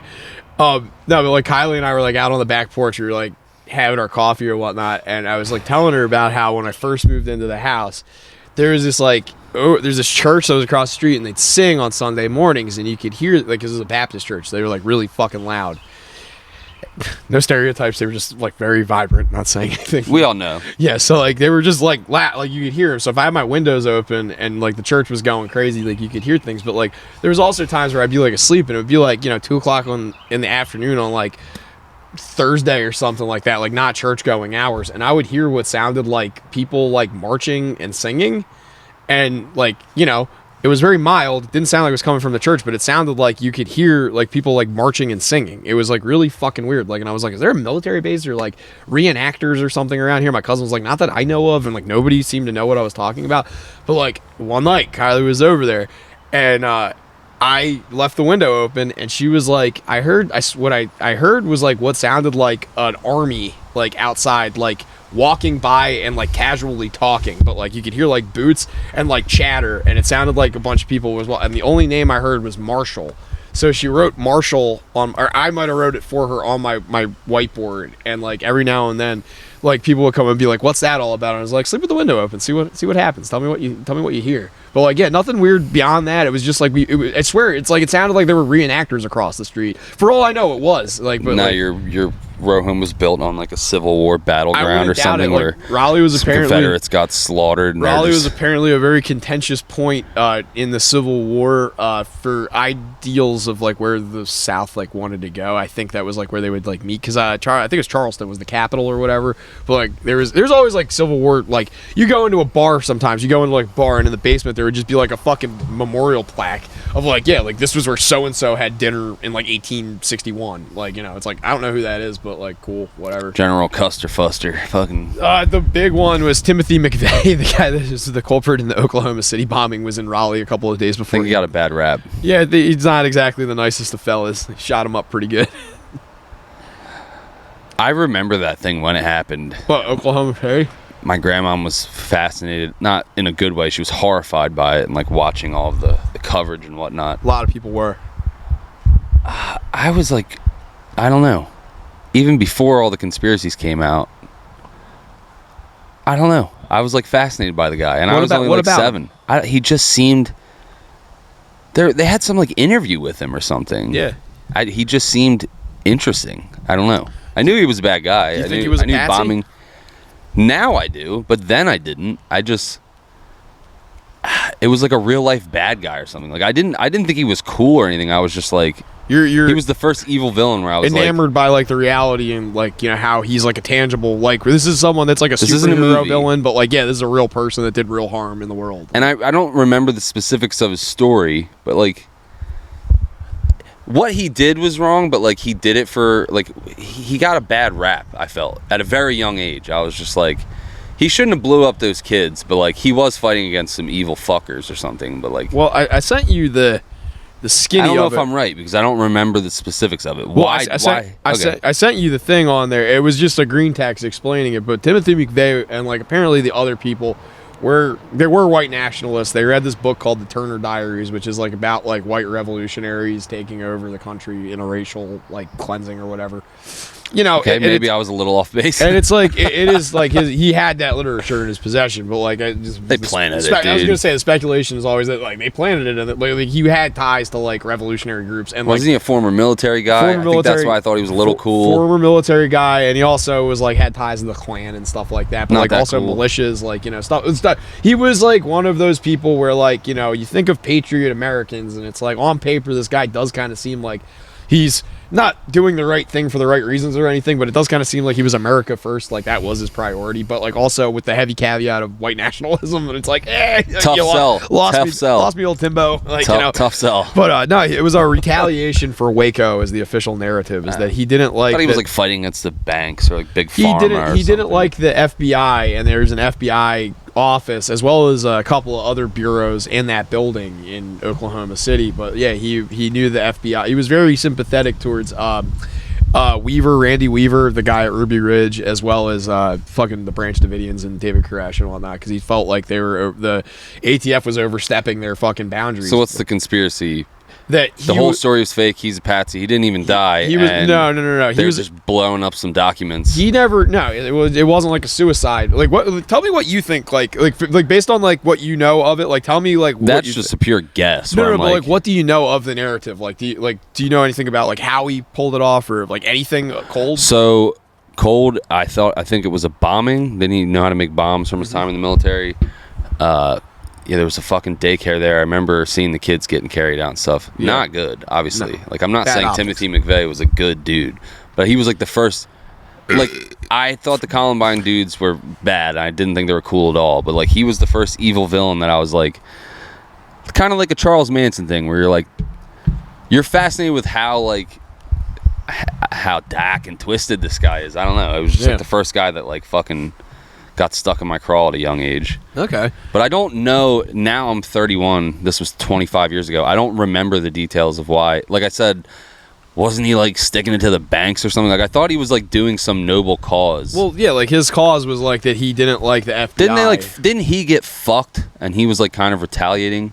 something like that. No, I think you're confusing him with the Killdozer guy, because that. No, I know that one. Yeah, because he was the one that like they kept fucking like putting like putting like I fucking. thought Timothy just cold. Yeah. I thought Timothy McVeigh had a leg to stand on. He just fucked up by like bombing a daycare. Like he had. Nah. So like, all right. So like the official narrative is like far as like I just watched the Oklahoma City thing too on Netflix, and it pissed me off like beyond fucking belief because it's just anecdotal evidence from people that work there, not FBI people that work there, just people that worked in the building. And it's like, of course, the hearts and minds angle is exactly what Netflix is going to go to. It's like, think of the dead children, which I'm not fucking admonishing. Did children die? A lot of children died. I thought yeah. no children died. No, a lot of children died. I'm really painting fucking like old Timmy with rose-colored glasses. I think it was like 28 He was kids. a hero. He saved all those kids. He killed like 80-something people, but I think I like thought 20, no one died. 20 I thought it was a failed attack. No, if we're going in cold here. Yeah, so he killed he killed some- like 80 people, and then like there was like 20 or so, 30 or so that were kids. So like, but so he had a beef, Jesus Christ. He had a beef with the FBI. I was a retard. Them fucking bastards in the north. But I have a good memory. I'm like, hey, it wasn't a half bad dude. so Got a bad rap. So the official narrative is that he was pissed off about Waco and thought that the FBI needed someone to actually like stick it to them. So on his own volition, him and two of his friends from the military went and rented a Ryder box truck and filled it with fertilizer and homemade explosives, and then drove it out in front of the Oklahoma City like federal building or whatever and detonated it. But there's a lot of things that My are fertilizer, is that also... Oh, it's explosive. Really? Very explosive, yes. Highly like explosive. Miracle Grow? Or something akin to it? Yeah, there's some in there, but like there's purer forms of it. There's actually, if you buy more than like a couple of bags of fertilizer at Home Depot, you get put on a watch list, and they will make you show ID. Weird. Yeah. Oh, not weird, but never Like, knew that. Farmers actually, like, if you are growing crops commercially, there's actually like ways, like you like the way that the government keeps an eye on you is a lot of that gets subsidized by the U.S. Farm Act, so they will sell you fertilizer at a largely subsidized rate. But you have to like get entered into a database because they don't want you to like buy extra and then be like, well, we use 3,600 tons a year, but we bought 4,000 tons this year, and it's like, well, where'd the extra 400 pounds go? And it's like, you know, like that's a way of them keeping. It's kind of like how legal weed gets tracked from like seed to sale or whatever. Like it's got to have the barcode, and like if you scan that barcode in the system, it literally has like planted, harvested, dried. Exactly. Like it's like a contingency thing so that they can track it. But so like him and his buddies went out on their own volition, bought a bunch of fertilizer, made some homemade explosives, parked the truck in front, ran away, like detonated a bomb, and went off. That's the official narrative. They have a getaway car parked in the back or something. Yeah, something like that. I think they all scattered, but like they arrested Timothy McVeigh on something unrelated like a day later, and he was in jail, and they couldn't find him, and they didn't know what he looked like or anything. And then he was like about to get released, and they ended up being like, U.S. Marshal subpoena. What did he get arrested for? I think he was like failure to produce ID or a fake ID or something like that. It was a routine traffic stop, and he just like went with the flow and was like literally about to get released out of the jail. Damn. And they fucking put it together. But so that's the official narrative, and like he got put to death. Like it was a pretty quick trial. He was sentenced to death. He tried I think to like that's why. That's why it was such a big deal. The whole death penalty thing. Yeah, he was Didn't like, they have video of his fucking lethal injection? Yeah, they brought people from that were victims from the courthouse to watch it too, which I think And they like showed it on TV, right? I don't think they showed it on TV, but I think they showed like leading up to like putting him in the chamber or whatever. I remember his last words or whatever. They had him like sitting in the chair. Yeah, I think that's why I was so like it's traumatic, you know, like fascinated by it.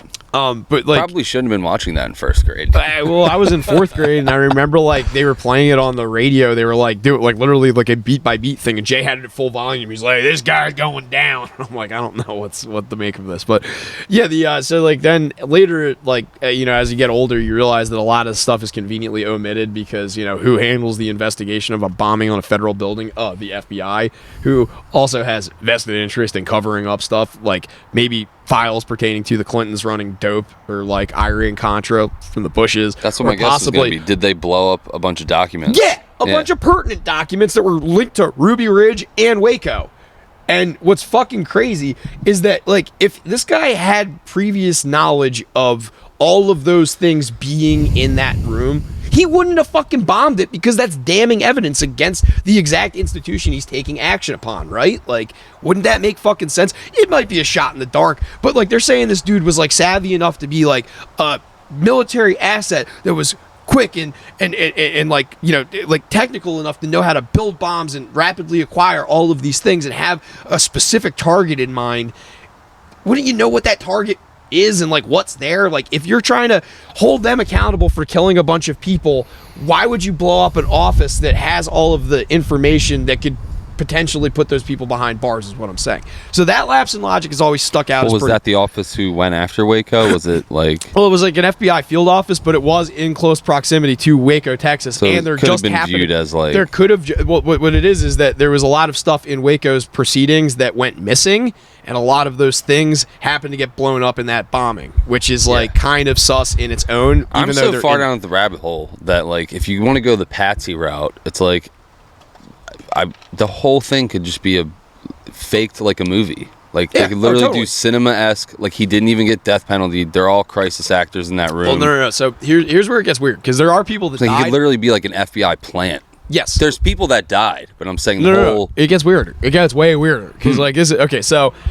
You know what I'm saying, though, right? Like, it's like a total plant. Yeah. Like, he could be like a Manchurian candidate where he might have been cognizant of what he was doing. They might have said, like, hey, we're going to take care of you. No, like, he literally is one of them. And, like... like, just somebody that's doing... It's a complete fuck job where it's like they fake his fucking death penalty thing. They get everyone else stirred up in the masses. They fucking kill a few kids in the process. Like, so... Okay, so same with the Pentagon. Let me cook here, because this is, if you really don't know any of this is like really like, okay, maybe this guy was onto something, but also this is fucking sus. So there's this guy. His name is Terrence Yeekey. Terrence Yeekey was an on-the-scene first responder cop for Oklahoma City. He was one of the first cops on the scene, saved a bunch of people. Didn't he commit suicide by shooting himself in the back of the head twice? Correct. And strangling himself. I heard this on Rogan recently. And strangling himself and being dragged behind a vehicle. Dragged behind a vehicle for like a mile. Had handcuff marks on his, like, clearly was resisting. Hung hung himself. It was choked himself out. 2 gunshot wounds to the back of the head. Stabbed himself like 50 times or something like suicide. That. Yeah. So suicide. Beat to fuck too. Yeah. Found it in a car in the middle of nowhere. Like, suicide with like, anyway. How do they get away with this shit? So this is what, like, I'm saying is like this guy is a human being that you could go and see a memorial that his family had to fight to put up near, not even near the federal building, because they don't even acknowledge that he was a part of the rescue effort anymore. If you ask about him to the news or the police, they're like, we're not touching that, because here's where it gets fucking weird. A lot of speculation from him specifically, but also people that were first responders said that it looked like a blast that came from underneath the building in the parking garage, not on the surface where the truck with the fertilizer and bombs that McVeigh planted was found. It was like... I'm sure you could tell. Yeah, because visually it wrapped outward. Like when you blow something from like think of like a gun, how like a explosion projectile, like an explosion propels the bullet through the barrel, and it's like all of that energy pushes the bullet, and then the bullet goes, but then there's like fire and shit that comes, like smoke and stuff that comes out, because that's the propellant. The propellant, it was an explosion, not an implosion. It was an explosion. It all came out and like collapsed downwards and out. If it was an if it would have gone for, it would have like pushed it around the other way. So, like, why did it come from down and in and then blow out? Is like what we all know the government puts bombs in basements of government. So Yeekey's one of the guys that was like, this looks like something went off. Like, he didn't even say like controlled devil. Right? Yeah, he was a cop. He was a first responder. He was one of the first people on there. Saved a bunch of people from the rubble. Was like accredited. A hero.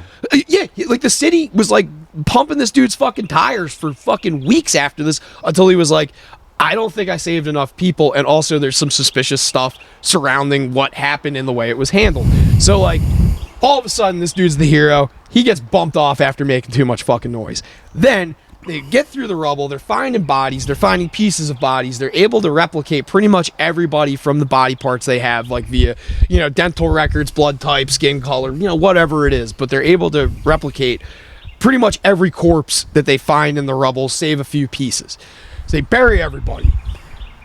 They find a leg in the rubble that's matched to somebody that was already buried. So they're like, well, we buried her without a leg. We got to dig her back up and return. Like the family wants it to, they just want to make sure. Lady was buried with 2 legs. They do a DNA test on the leg that was attached to her when they buried her. It wasn't hers. It was a man's. And it was like someone that they didn't have any DNA record of. It didn't match any. Like all the bodies were accounted for.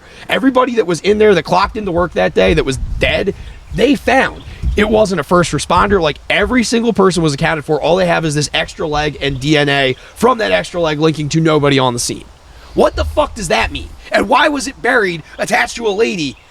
It's like the gender is wrong. The color was probably wrong. Like it's just fucking bizarre. It means that either somebody was involved and died and they got rid of the body, or that there was like extra people in the place and they might have been disposing of evidence, like forensic evidence, blood types, maybe other stuff. And they were doing it so hastily that they overlooked a bunch of stuff. I'm going to go devil's advocate and say, like, maybe it was just a spare leg. They wanted to have a normal open casket. Not likely, but they just wanted to fill that out with a real leg, which sounds retarded now that I say it out loud, because they could literally just put some type of prosthetic or something in there. So, yeah. I don't know. I was just trying to go Skip Bayless on you. I've always tried to, like, rationalize it, too, because, like, I know, like, Owen, my expo at work, his family owns, and, like, Skippy Newman, like, they own funeral homes, and it's, like, that kind of seems like something that's, like, a massive oversight, like, on the part of, like, a coroner, the morgue, Not going to cut your story off, but it was a viral clip this week on TikTok. I saw it on like Facebook or something, but forget the guy's name. He's missing teeth. He was from the South. He's like, as a side hustle, I'm a grave digger. Like on weekends or whatever, I dig graves for X amount of dollars, whatever the fuck. And we were doing one this weekend. We were putting the casket in or whatever, and it wasn't sitting level. So like, he had me and the boss man climbed in the hole, and we were trying to like get it set level, and we couldn't, so we had to lift it up by hand. And we lifted it up, and it was like super light. Like it was a crazy light. And the guy asks his boss, like, hey man, why is this casket so light? And the boss apparently says, don't start asking questions you don't want the answers to. And admittedly, this could for sure be just some doctored trying to go viral style content, but it seems sincere. The guy's literally like sitting in a cemetery and like looks dirty and like literally looks like the type of guy who's digging graves on the weekend. Like, you know what I mean? Like he looks like a rough and tumble type of dude. So I believe it, and I just don't know what the conspiracy is.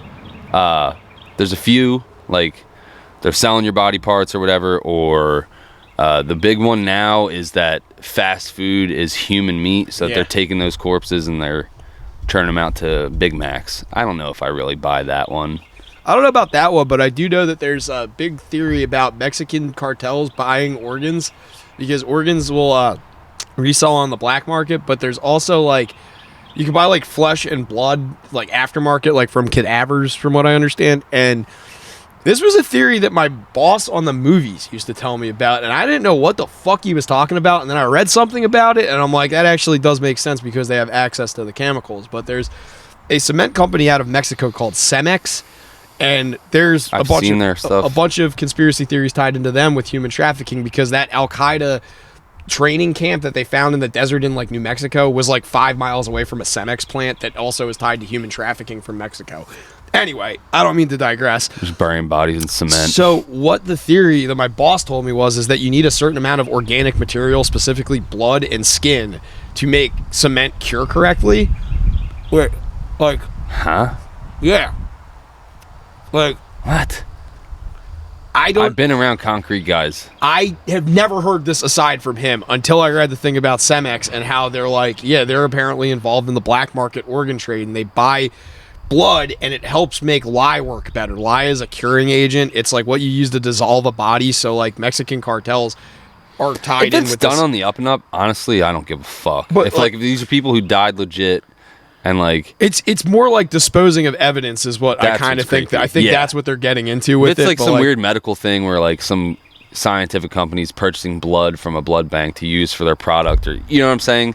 whatever. But yeah, when you get on the nefarious side of it, it's pretty fucking creepy. Well, like, the nefarious side of it really that was like brought to light with me was War Mode talking about how, and like I've seen the Project Veritas on it, but like have you ever seen the Project Veritas where they talk to the Planned Parenthood chick and she's like apparently explaining how they will encourage pregnant mothers to keep a baby longer even though they plan on aborting it because they'll make more money off the organs. Yeah. And like they sell them out the back door. And I'm like, there's no fucking way that's true. And then it's like this guy has the lady saying dead to rights at the fucking Planned Parenthood. If you wait 2 more weeks, we get an extra 500 and we'll kick you another 100 for doing it if you agree to sell the organic material. And it's like it gives me the creeps with babies. Yeah, but for some reason dead people as long as it's on the up and up, it doesn't really bother me. It's when you get into the organ donor conspiracy is what's freaked me out. And I actually have since removed my organ donor tag off my license.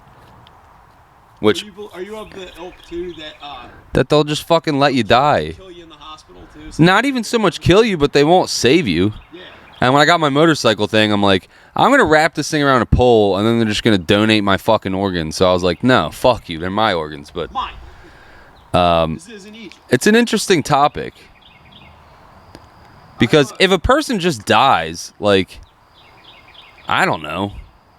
Like, I have both the urns of my grandparents at my house. And, like, What did they make? the good earners. They're locked in. But I've heard stories about how, like, when you get cremation, apparently they do, like, a bunch of bodies at once. And it's, like, the same with, you can pay extra when your pet gets cremated to be, like, individually cremated. Yeah. So it's like, do I even really have Ron in the fucking spare closet? You got Ron, Susie, Sally. I feel guilty about that sometimes. What? That you got extra? You got They're in the closet. Ron and tidbits. Oh, I mean, come on, like I know. I'm glad I have the remains. But they always said they wanted to be somewhere like, on the mantle or something. We don't have a mantle. And Put them in the studio. Our entertainment center is like, the kids will grab it, and then you have Stefan fucking flinging dust all over the living room or something. Like, no. Ron. Comes out like Stone Cold Steve Austin. Yes, exactly, dude. Can you smell what the Rock is cooking? It smells like old people. It smells like a furnace. No, but I feel guilty that they're like they're literally just in the closet. But like, our downstairs isn't that big, and there's not a natural place. Like, unless I built a shelf like in the living room, but the living room is like, it's living room, not the urn room. It's just a tough sell to be like watching fucking Netflix, and it's like, oh, I'm in a cemetery right now. Like, it's like, Sweet. It's more of like a what do they call that? Morbid. No. Like, it's not a living room, but it's like your second living room. It's like the den, foyer or whatever. Foyer. Yeah, somewhere up there, somewhere classy, not in the fucking living room. Not in the But either, that's neither here nor there. I don't know what the fucking... Comment below. What should I do with my grandparents' fucking urns? Where should I put them? Because downstairs, it's like living room, bedroom, or kitchen. Or bathroom. Should I put them in the fucking... Yeah, put them in the office? shitter. Yeah, man. I thought about putting them in the shed, but then it's like... Yeah, right there I'm with right into spooky stories. Like, I'm just smoking weed at night. Yeah, dude. Playing Xbox. Fucking Maybe you'll shit starts shaking. Maybe you'll have like one of those it's cartoon-esque, but like you'll summon the spirit of one of them, and it's like you hang out in the shed. It's like, I'm gonna go out to the shed, and Tina just thinks you're out there playing NASCAR or whatever. But you're actually out there hanging with Ron. I'm like fucking... The one that used to get me is from Ozark, where Wyatt would sit there and like play guitar with his dead dad.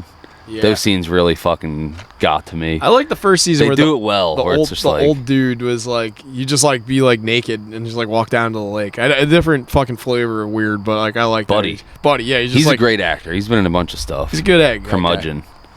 Fucking fantastic curmudgeon. I was gonna say too, it's really funny. I was gonna like do more research on this just specifically for you, but I found it very funny that you actually have seen the Lord of the Rings movie, like, or at least like tidbits of them, and you weren't a fan. Like, I saw 3 of them in one day, and I wanted to kill myself. that's a hard sell for me. It was like man. 9 hours. More than that. It's like 10.5 hours. I of literally film. I saw 2.5. I think I got picked up. I got dropped off at my Aunt Peg's, let's say 7 or 8 in the morning, 9 in the early, and I probably Aunt Peg, real pain in the ass. tell you what. Sorry. Peggy Lou. That's another one. But No, I got dropped off there super early in the morning. Got picked up like after my mom got off work. Let's say nine. Oh, like way eight, later. Oh, okay. something like that. And it rained all day. Normally, I liked going there. They had a trampoline. They had good outside stuff to do and like amenities.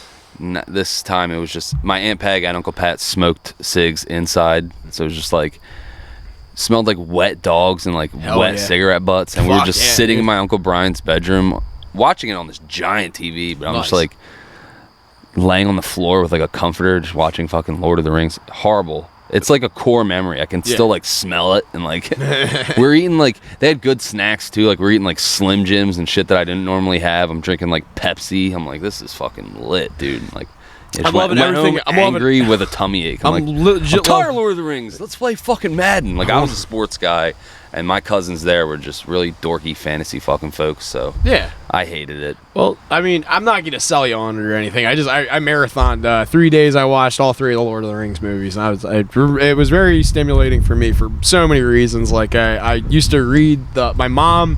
Fond memories of my mom reading me all 3 of the Lord of the Rings novels as well as The Hobbit, and we have this very pre-movie.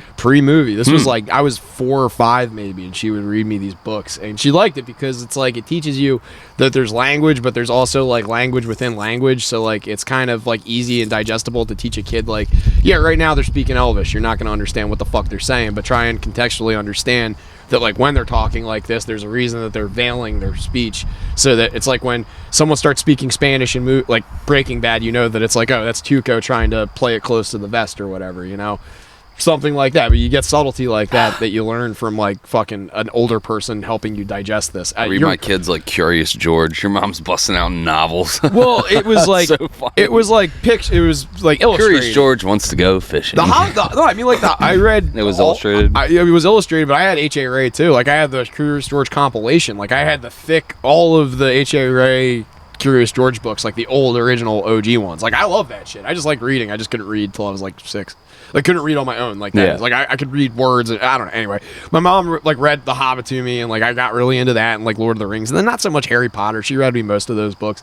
But like I don't know. I always was like Lord of the Rings just like always has this like authenticity to it, because there's like people that get confused with like Game of Thrones, and they're like, oh, Lord of the Rings. I love Lord of the Rings. I love Game of Thrones. We can wrap on this too. It's almost 4:30. No, I got time. Okay, cool. I got to like quarter of. So no, I know you probably gotta leave. No. We're good. Quarter of's fine. That's perfect. Yeah, like just like it's more. I think like the everything except it itself would fascinate you, because like J.R.R. Tolkien is like a World War I veteran that was like at first a conscientious objector and then got thrown into the worst part of Britain's involvement in World War I. He got sent to the Somme and was like literally everything that you see in Lord of the Rings with that and bearing that in mind is like, I could see it changed flavors on you, didn't it? Yeah. It's like a little nuttier, right? Yeah. Heavier. Yeah. I thoroughly enjoyed that first split. That was like smooth. I was taking little inhales on it from time to time.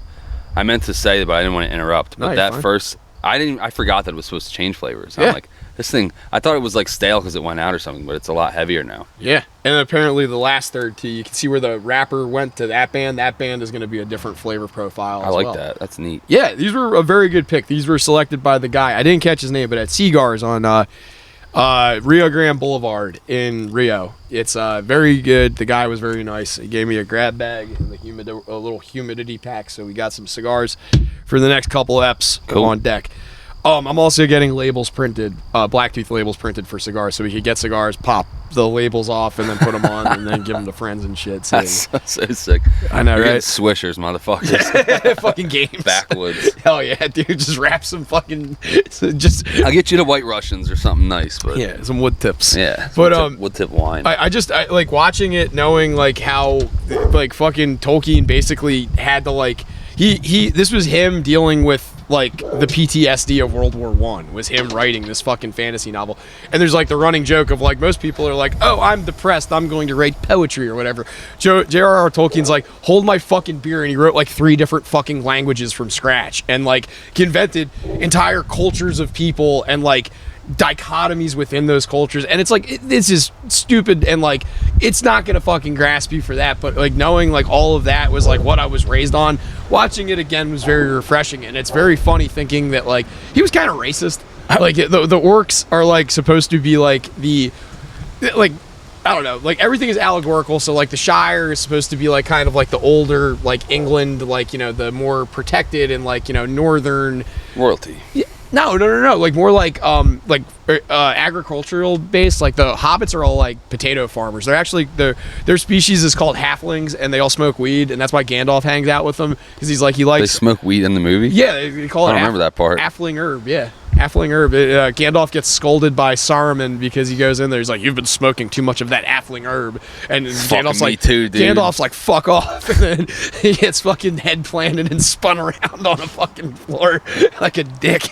But yeah, like it's like the Is that why people used to call shit the Gandalf pipe? Yeah, I mean, because he's in there in the first scene, and I had a Gandalf pipe. I didn't know why it was called that. I have one up there. Yeah, but they also Bilbo's house has a really cool sign on it. It says "No admittance except on party business," which I'm like, got me sold, brother. Like, I like that right there. But yeah, they're just like compelling stories, and like knowing that it's like an allegory for his experience in World War I, and like you get to see the dichotomy of good and evil portrayed as both like black and white, but then like inner workings of like these cultures that have to coexist. They're kind of like the greater good, where it's everybody kind of putting their personal beefs aside, shutting up and doing something because collectively it'll make everybody's experience better. And it's like it's very good at doing that, because it does it on like a personal level with like the characters individually, but then like there's these like big vast like open fighting sequences where it's like armies that are like like representing an ideal or something like that clash with like another ideal, and it's like you get to see that manifested, and it just is like, I don't know, it's cool. It's like a very neat story. It's fantasy, it's not going to grab you, but like, I don't know, just I want to do more on Tolkien, because I want to study him as a person, like as an author, and like, you know, kind of get to the root of the source material and be like, he's got like all these cool aspects of him, and that's what translated into that. I was like 10 and I had no fucking idea what was going on, and I was like I didn't get any of those like whatever you would call them, like nuances. Yeah, not at all. I was literally like fucking castles and a weird Smeagol dude. Yeah. I think Smeagol really, he creeped me out, and he got all skinny and he's supposed to be a rep.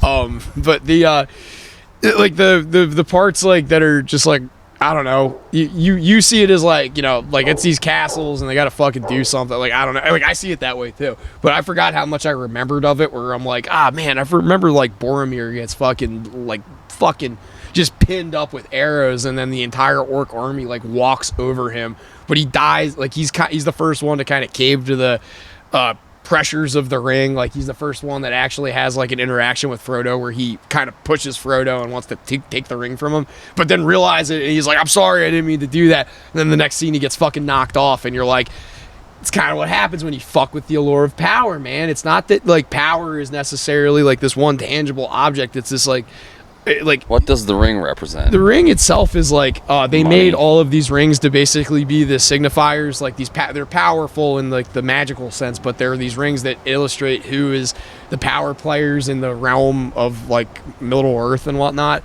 So like they send one to like one corner, they send one to another corner, but then there was this one that was forged in this like scarred place called Mordor by this guy Sauron.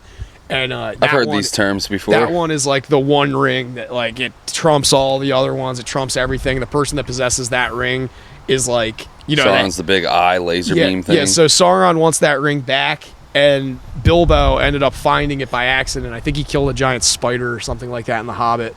And Bilbo gets it and then has it for a couple of years, but then realizes he's like getting older and that the power is corrupting him slowly over time. So Gandalf gives it to Frodo, and he's like, Frodo, you got to do something with this. And that's kind of the cool thing too, because he doesn't refer, like he's the like one character where he gets it, and he's like, that's why Gandalf entrusted to him, because he's like, you're the only one that I trust to not be corrupted by power, because you're not a man, you're not a dwarf, you're not a elf, you're not like any of these like players where there's some political reason for you to have the possession of this much power. You're from the Shire. You're like a dirt farmer that walks around barefoot smoking weed and eating three breakfasts. Like nobody fucking, you're not going to be corrupt. You have no comprehension of how this could even corrupt you. And he slowly realizes like why it's dangerous, but like it's just this like pure story where he's like, I know why I have to do this and everybody else can fuck off. Like and I like that. I like someone where your main character isn't a fucking, it's not someone that needs to be bented and contorted to fit a narrative. It's like, this is your objective. even though there's 3 fucking long ass stories that get you to the end of his objective, he sticks to his objective, and I love that. And I love the fact that he's like cognizant of being the bearer of like this much like world shattering power. Like, and it's like there weren't really nukes. I think like he might have been writing like after like this. That's what I was gonna ask. I didn't mean what they represented in the movie. I meant like in the real world. This character in the show represented this race. Like, what did the ring represent in current culture? I think Nukes? it was the nuke, but I also do think that it was like a more like it was like a lot of things combined, like because there was like the power vacuum that formed after World War I, that he was like going back to like Britain in like a state of like hyperinflation, and like half of the young males of like an entire generation had just been wiped off their fucking map. So like, yeah, I think it's just like a little bit of like metaphysical, but then also like arms, like the arms race in general, like having that much like power to basically bomb the world over several times and like destroy it, completely eradicate humanity off the face of the earth is kind of what it's like implying, or at least that's what the message seems to be going more towards, is like that. But yeah, the ring itself, like that ring is like it just represents like the button, you know, like it's for all intents and purposes that's the nuke button, you know, the big red button that wipes away humanity. Interesting. Yeah, and it's like it's really good. Like it's not I'm not gonna twist your arm, I'm not gonna get salty if you don't, but like it's one of those ones where it's like if you watch it you're like, I get why Joe likes this. I get it. They're short guys, they run around, they get into sword fights. Like, you know, I like the fucking one of my favorite parts too. It's I like could probably get through one of them, but I don't think I'm watching all 3. I mean, when your kids get old enough and like they're gonna start getting interested in like Harry Potter and stuff, just because like all their friends are eventually gonna get interested in shit, like they're gonna bring their shit to the table. But like, you know, their kids are sponges. They just like Pokemon, fucking race cars, whatever, like, you know, whatever they gravitate towards.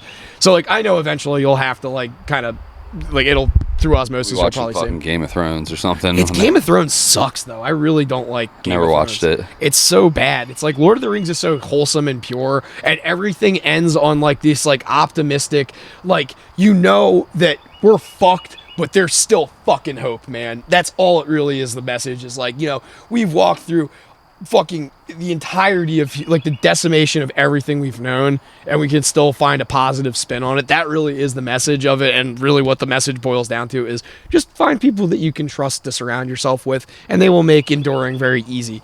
And that's kind of what it is. Like that's like Game of Thrones is just like incest, dragons, like let's fucking behead a child. Like Game of Thrones had everyone, man. I wouldn't even like show. Like Tyler loved it. My dad loved it. It's simple. My dad was like, I can't wait to watch the finale. I'm like, you watch Game of Thrones? He's like, yeah, dude. They're talking Red about Wedding, it. They're bro. talking about it at work, dude. I crushed the whole series in like the last month. Fucking. I'm like, what? Oh, it was a very irritating watch. I made it through the first season and was like, not for me.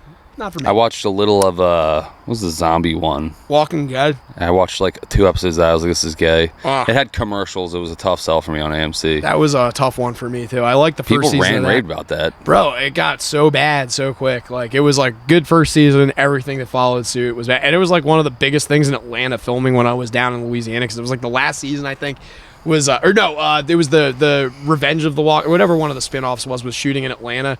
So a lot of people would get pulled off my movie sets when they needed to like get a week, you know, knocked out real quick, so they get pulled off New Orleans sets to go work in Atlanta for a week. I don't know, never got into it. I thought it was pretty Not for hokey. me. I like Romero zombie movies, and that's about it. And like Return of the Living Dead. I like Shaun of the Dead. Shaun of the Dead's great, man. Fucking, that's a phenomenal movie.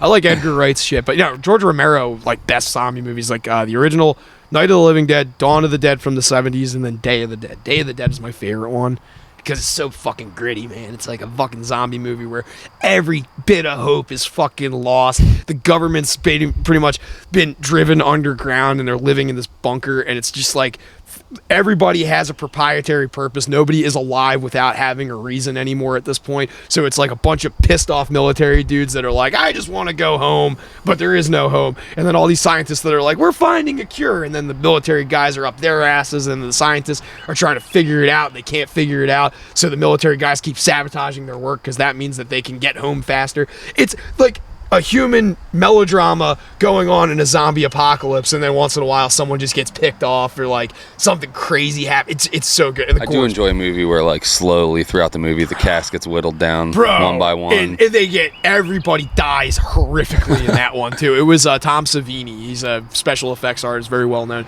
It was his beautiful. I haven't seen a ton of zombie movies, but one that when you're talking about that, reminding me of was I Am Legend. And don't have much to say about it. I didn't love it. I didn't hate it. Like, it was fine. I didn't leave disappointed. But the scene that sticks out to me is when his fucking dog dies. And every now and then I'll still see, like, someone be like, you don't know pain until you fucking watch the dog and I Am Legend die. That's a rough fucking scene. I get the fucking waterworks going. I really enjoyed I Am Legend because they made a better version of it in the 70s called Omega Man. And watching that during COVID blew my fucking mind. It's a Charlton Heston movie from the 70s about it's like a nuclear bomb goes off. Or like Russia and US have like nuclear ordnance exchange, but like there is places that are like still pockets of humanity. There's a lot of people that died from radiation and like the fallout and stuff, but then in those pockets there's this one doctor, it's Charlton Heston, his name is Neville, and Neville is like, he understands that like if he finds another human being that isn't infected, then he can make a cure because he has this like antidote that he got, and you find this out like throughout the movie and whatnot, but like he basically, when they were testing the drug that turned everybody, like that was dropped in the bombs or whatever, he has the antibody for it. So like basically if he can find someone else to replicate the antibody and give them a blood transfusion, he can like get the population back up and like start getting people back like into like normal functioning non-radiated people. But all while that's going on, there are these like underground cults of people that are worshiping the bombs and are like, nope, new Dark Ages, we're just gonna keep doing that. Go figure, the guy that's the head of the cult, it turns out he was the CDC director when the bombs went off. He was the guy that made the fucking bacteria or whatever that was like, it's basically Fauci. It's like, damn, it's the 70s, this movie called Fauci, and there's like parts where he's like on TV going like, this virus won't do anything, we're just gonna give a couple people it to make sure. And then the next thing is like full-blown cult leader trying to burn Charlton Heston's house down. They have like all these like trebuchets and like fucking bowling balls and like bows and arrows and shit they're shooting at him. He just like gets out on his fucking porch with a BAR with night vision and just like and like fucking they all run. It's dude, the movie is fucking 70s as fuck. There's titties, big black fucking beautiful afro chick with her tits hanging out. Like, dude, you'd love it. You'd love it. Way better than I Am Legend, and no dead dogs. In fact, I think they shoot a black child in it too. I think that wouldn't fly today. A lot of stuff from back then. We were talking about something recently. MXC. Oh yeah. It was literally like the most racist Asian fucking show ever. It was just on like Spike, the Man channel or whatever. Eliminated. Yeah. Love that show. And like every character would come on and be like, I love General Chicken, and they just like run and fucking fall off of a giant like mudslide thing. Yeah, people get fucked up on that show. Oh, good show. Oh, it's great. The best. I think I said it on the part that got omitted, but yeah, I did show that to the same Asian girlfriend Kylie that I was talking about earlier. We watched MXC. She had never seen it before. And she's like, "This is fucking racist." And I'm like, "Yeah." And she's like, "Not fun." Like, I'm like, if for you, maybe. I don't know. Yeah, seeing it went around on social media this week, and seeing the clip was like, "Holy fuck! How is this on TV?" Like, we used to have balls this wouldn't even be country. on YouTube now. Yeah, it really was a different. What happened? It was the last of we saw it phase out and go into like PC bullshit. Well, you were asking me about college earlier. It's like I was right on that wave, and it's like I romanticize Hunter S. Thompson so fucking much, but I read so much Hunter S. Thompson going into college, and the two that I really loved, I loved Fear and Loathing in Las Vegas, but I really loved the Rum Diaries because Rum Diaries has this like poignant, very like stark passage about like changing the landscape around you to suit like the modern times. And it's like he has this like kind of like inner monologue about like having, you know, a job and like, you know, success and like being a part of like he's working for a newspaper in Costa Rica when they were gentrifying Costa Rica, like they joined the US or whatever. So like there's all these Costa Ricans, they hate Americans, and then it's like all these like fat tourists are down there just like making Costa Rica suck. And Hunter S. Thompson is paid by the newspaper to write stories that make the tourism like seem cool. And he's got this like balance of like, you know, well, these pay my bills, and but like I was a rebel. Like I was someone that was like an embedded journalist with the Hells Angels. I was in like the military. Like I was a rebel, and it was like, where do rebels get like their payoff? Like what is the point of rebelling if you're not working towards anything? And like that fucking stuck with me so fucking hard, and I carried that through with me in college for like the longest fucking time, because the whole fucking thing was like me being a little punk rocker. Like, you know I'm not PC, I'll shoot your kid at school because you're gonna grow up to be a fucking asshole just like you. It was my fucking fucking motto. Like, I loved fucking Leftover Crack when I was in college, and like that was my favorite lyric, and I would say it as much as I fucking could, because it was like, it was brutal, but it's fucking real. It's like visceral, like, you know, it's like something where it's like, I want to, like, it's from a song called Gay Rude Boys Unite. It's about being anti-racist, anti-sexist, anti-homophobic and whatnot, but like, instead of you just sitting by and being like, kumbaya, let's fucking sing about these things, it's going down to the fucking racist dance hall and beating the shit out of some Nazis. Like, that's what the song is about. And like, fucking A, right? Got little fucking 20-year-old Joe hyped up, like, yeah, let's shave the head and go fucking kick some shit in. But like, I don't know, I would bear that in mind. And then it was like, I was right on the woke cusp where it was like, they told me my one dorm had a safe space, and I went in there and had a party one night, and like, I got fucking reprimanded for it. They're like, that's safe space, you can't do that, there are people that need that space to isolate. And so I was like, grow the fuck up, you're supposed to be out of your comfort zone. We're all in college, we're all supposed to be getting new experiences. This is supposed to be the formative years for you expose yourself. This is your exposure therapy per se, where new ideas are going to challenge you, new people are going to challenge you, love is going to challenge you, alcohol is going to challenge you, drugs are going to challenge you, everything is going to fucking challenge you. It's part of the college experience, but they rob everybody of that now, and it makes it cheapen. It's like, you're not confronted by anything that makes you uncomfortable. In fact, they make you recluse into the things that make you comforted, and it's robbing an entire generation of the ability to both think for themselves and find the. I think they're trying to mitigate all of the suicides. That's just, well, maybe there wouldn't be so customers. Maybe there wouldn't be so many fucking suicides if they made the fucking education you're trying to seek less fucking of a pain in the ass. Like, if you want to open a business, why do I have to take fucking like ancient Chinese fucking history? Like, why do I have to take a sociology class? They make you dance through hoops. They do. It's like, that would be it. You want to be a nurse? Why do you got to fucking take, algebra or whatever the fuck? Well, there's some where it's like the crossover makes sense. Like, but like there was distribution courses I took for film that made no fucking sense. My mom went to chef school and had to like learn like fucking U.S. history. And, yeah. Like, just like, she's like, I just want to learn how to fucking, I want to fry eggs. Like, that's, like, that's it. I don't know, man. I think college is like, as an institutional fucking thing, is like you're robbing kids these days. It's just like literally taking a paycheck to indoctrinate them into whatever the fucking curriculum du jour is. And it's like, dude, you're not going to fucking make well-rounded adults. There's a reason the suicide rate in college kids is like fucking astronomical. You're paying hundreds of thousands of dollars as an 18-year-old to learn something that you don't even care about. And you're sifting through all of these like politically laden messages that the professors all have like concocted in their own heads. Like, they're all selling their own books too, which is fucking gay. That's like, crazy that you said it. You had a professor that was selling a book. Several that were, you had to buy their book to take their course. That's crazy. It's fucking insane. But all the books at community college were like the same textbooks that you would see in high school. 13th grade, fucking, it's literally like, just like algebra 2. Yeah, it's just basic shit. Yeah, none of them were written by the fucking professors. All the ones that were written by the professors fucking suck too. There was one that was pretty good, but like it was like more tongue-in-cheek funny. There was this really anti-capitalist English teacher I had. Stick to the man by eating circus peanuts, man. Nah, his name was Lee Zimmerman, which was fucking awesome. He was a good guy. I would show up to his class Son high. George. Yeah, he was actually right around the time George Zimmerman shot Trayvon Martin too. So he was not a very popular name to see on your agenda book, but like, I don't know. He was a cool guy, and his brother taught there too. But yeah, he would like never get on my case about showing up to class high. I would read all the books, and like he would know I knew the material. So I just kept taking his class, and by the end of it, he was like, "You already read this. Like, I'll just give you an A for showing up." So like, cool guy, but like, dude, he had like this one book that he wrote or like co-authored or something, and it was like about like shopping malls, and it was like just the entire, like, you think fantasy is boring, imagine some guy trying to write a fantasy about how shopping malls and capitalism suck.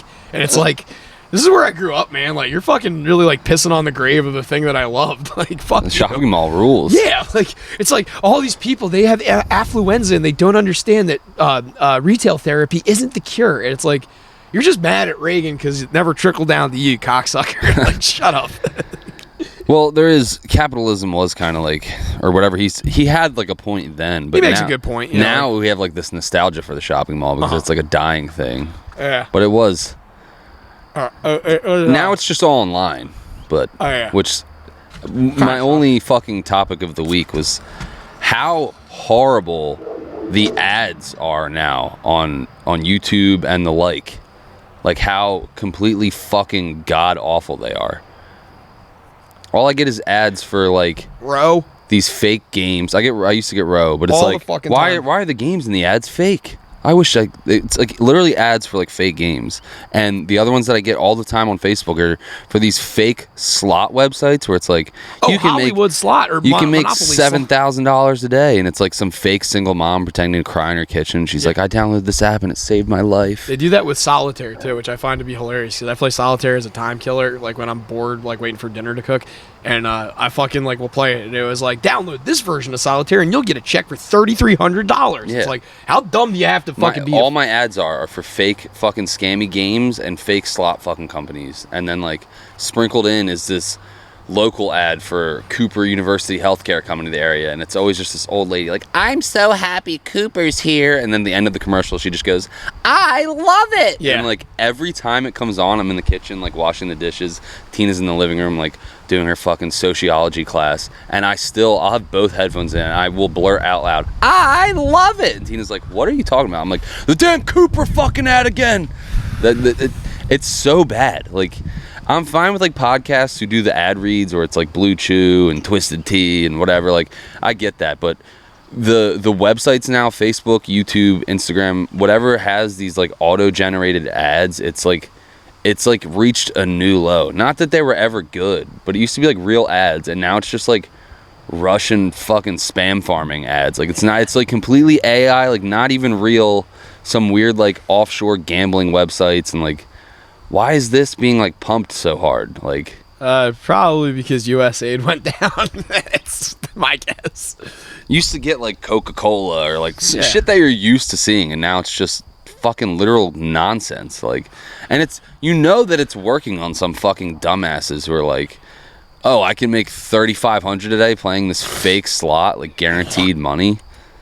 Like, yeah, it's man. just, it's predatory towards dumbasses, Yeah. and it's just like annoying towards like above 85 IQ people, where I'm just like, who the fuck is falling for this? Like, I forget what the fuck it was. The Sierra Mist, I think that was like part of it, but it got me like into a legal click hole on YouTube. Yeah, we can go after this too. It's like 8:40 or 4:45. Did you ever hear why Sierra Mist, like the brand of soda, is no longer called Sierra Mist and it's called Starry? isn't it something with like Antarctica or something? No, actually, I thought something similar to that too. That's just my guess. Why? So there is an OnlyFans model named Sierra Mist, and she managed to start an OnlyFans during COVID, and it just happened to be at a perfect time where she chose that name because her first name is actually Sierra or something. But she branded herself as Sierra Mist on OnlyFans, and then Pepsi sent her a cease and desist. And she got a lawyer, and the lawyer was like, hey, actually the trademark on the name Sierra Mist is up, so you can buy it. And she bought it and was sitting on it, and Pepsi like actually tried to renew it out from under her and offered her money. And she was like, no, just because you broke my balls about this, I'm going to sit on it like a patent troll. So Pepsi did a evaluation of it, like on their their accounting team did an evaluation. It turns out because Sierra Mist is their weakest selling soda, it would just actually be cheaper to let her have the name and just associate with Sierra Mist entirely. So they changed their name to Starry. Sierra Mist, I don't think was even on the shelves for a long time. So like they were gonna go bring it back. And yeah, like, they weren't even gonna bring it back. They just like she happened to bring it to their attention that the trademark had lapsed, and they were like, "Well, you can't use that." And she's like, "Well, I can." And then like she bought it, and they were like, "Fuck it, it's called Starry now." Like, we're gonna bring it back. I forget what the fuck it was though. Starry's not great. Sierra Mist was better. They changed the formula. I tried Starry. Name stupid. The whole thing. I'm like, is this Sierra Mist? It's not. Sierra Mist wasn't bad. There was a period. Drinker.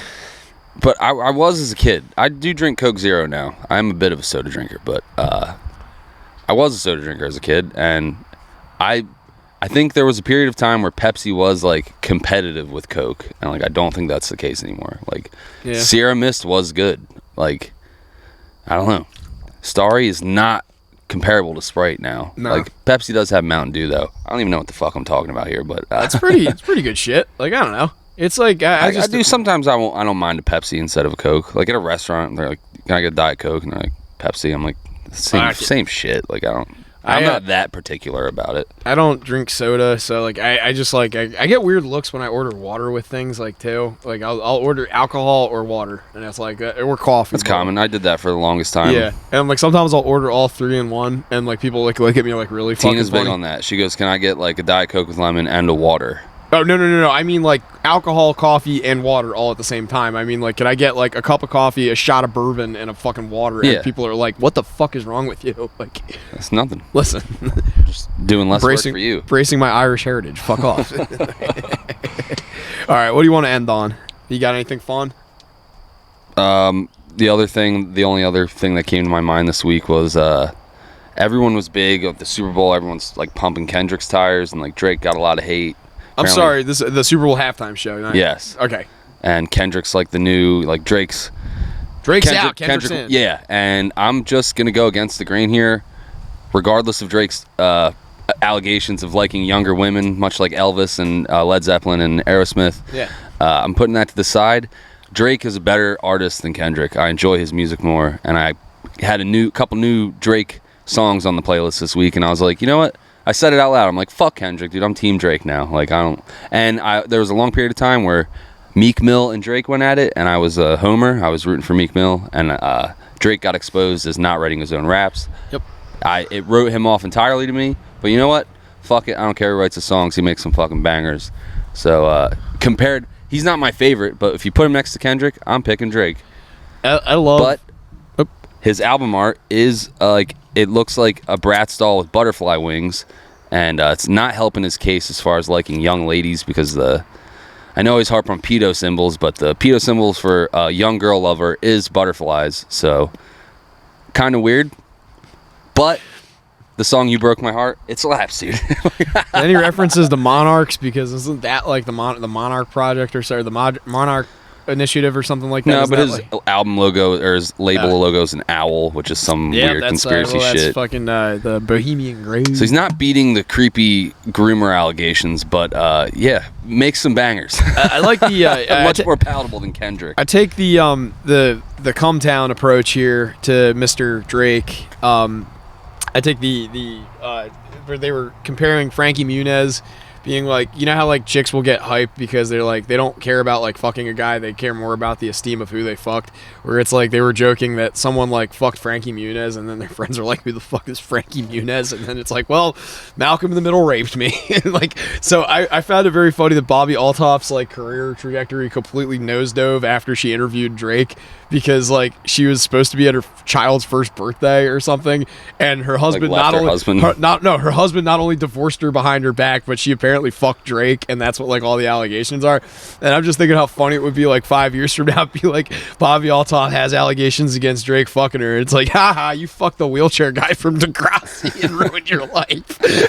I got raped by the wheelchair guy. God damn it. Like, it's just in my head. That's so funny. Frankie Muniz is a hilarious segue to the NASCAR segment. I have to leave, but he races in the truck series. He's like an aspiring NASCAR driver, and his motor blew up or he wrecked out or something. He had like a full-on spaz on TV. He was like throwing his hands in the air and flipping out. So that was funny this weekend. He was all over. Hey, I'm about to leave now. Yeah. Hi, this is the Tina segment of the podcast. How you doing today, Tina? Do you mind being recorded? Oh, we're talking about consent. How was your sociology class? All A's, I assume? Yeah, I have a freaking 97, but I have to write an essay. What's your essay's name? Yo, essay. It's on gender, Ole sex, Holmes. and identity. It's on gender what? Sex and identity. That sounds fun. Male, female, done. Quick essay. Jesus Christ. Are you an innie or an outie? I'll see you in a minute. Ladies and gentlemen, Tina. Well, that's my call. On that note. Stewart's Handyman Service, Shepherd Slabs, HRS Promotion Designs, Traction Motorsports, The Can Man. Oh, I got to plug Jay, too. I know this is on short notice. I hope I can get this uploaded in time. I should have enough time today to do so. Jay is going to be performing at a comedy festival in Portland, Maine, as of tomorrow. That's cool. Yeah, he's going up to Portland, Maine. He blew off a comedy festival in Canada. The whatever took over for Just for Laughs. Totally dodged a bullet on that one. So sorry, Canadian friends. He was supposed to be pretty close to you guys, but shit didn't happen. But he will be in Portland, Maine tomorrow, the 8th of May. So if you're anywhere near him, Portland, Maine, we're calling you. We'd like to have him get a pretty good I would say Maine has some fire weed. That alone would get me to make the drive. I've been trying to get this to burn, because normally on a blunt it'll eventually like burn itself off. And it's like so close. like, but I'm not gonna be able to see it through. This was a hard one. I had to keep relighting this one because it got to that middle part and never fucking really took. But you know, I liked it. I thought it was good. I thought it was I good. liked the first half a lot. I'd be curious to what that one was because I would buy 10 of those. That first third was delicious. Like, my favorite cigar I've ever smoked. When I got to go pick up my aunt's, shout out Barry, shout out Aunt Annie. Picked up your mail yesterday. You didn't have any mail today. That's why I was back so fast. I almost shit myself getting your mail. Damn, that's a rough one. All right, thanks for listening. Go fuck yourselves. Love you guys.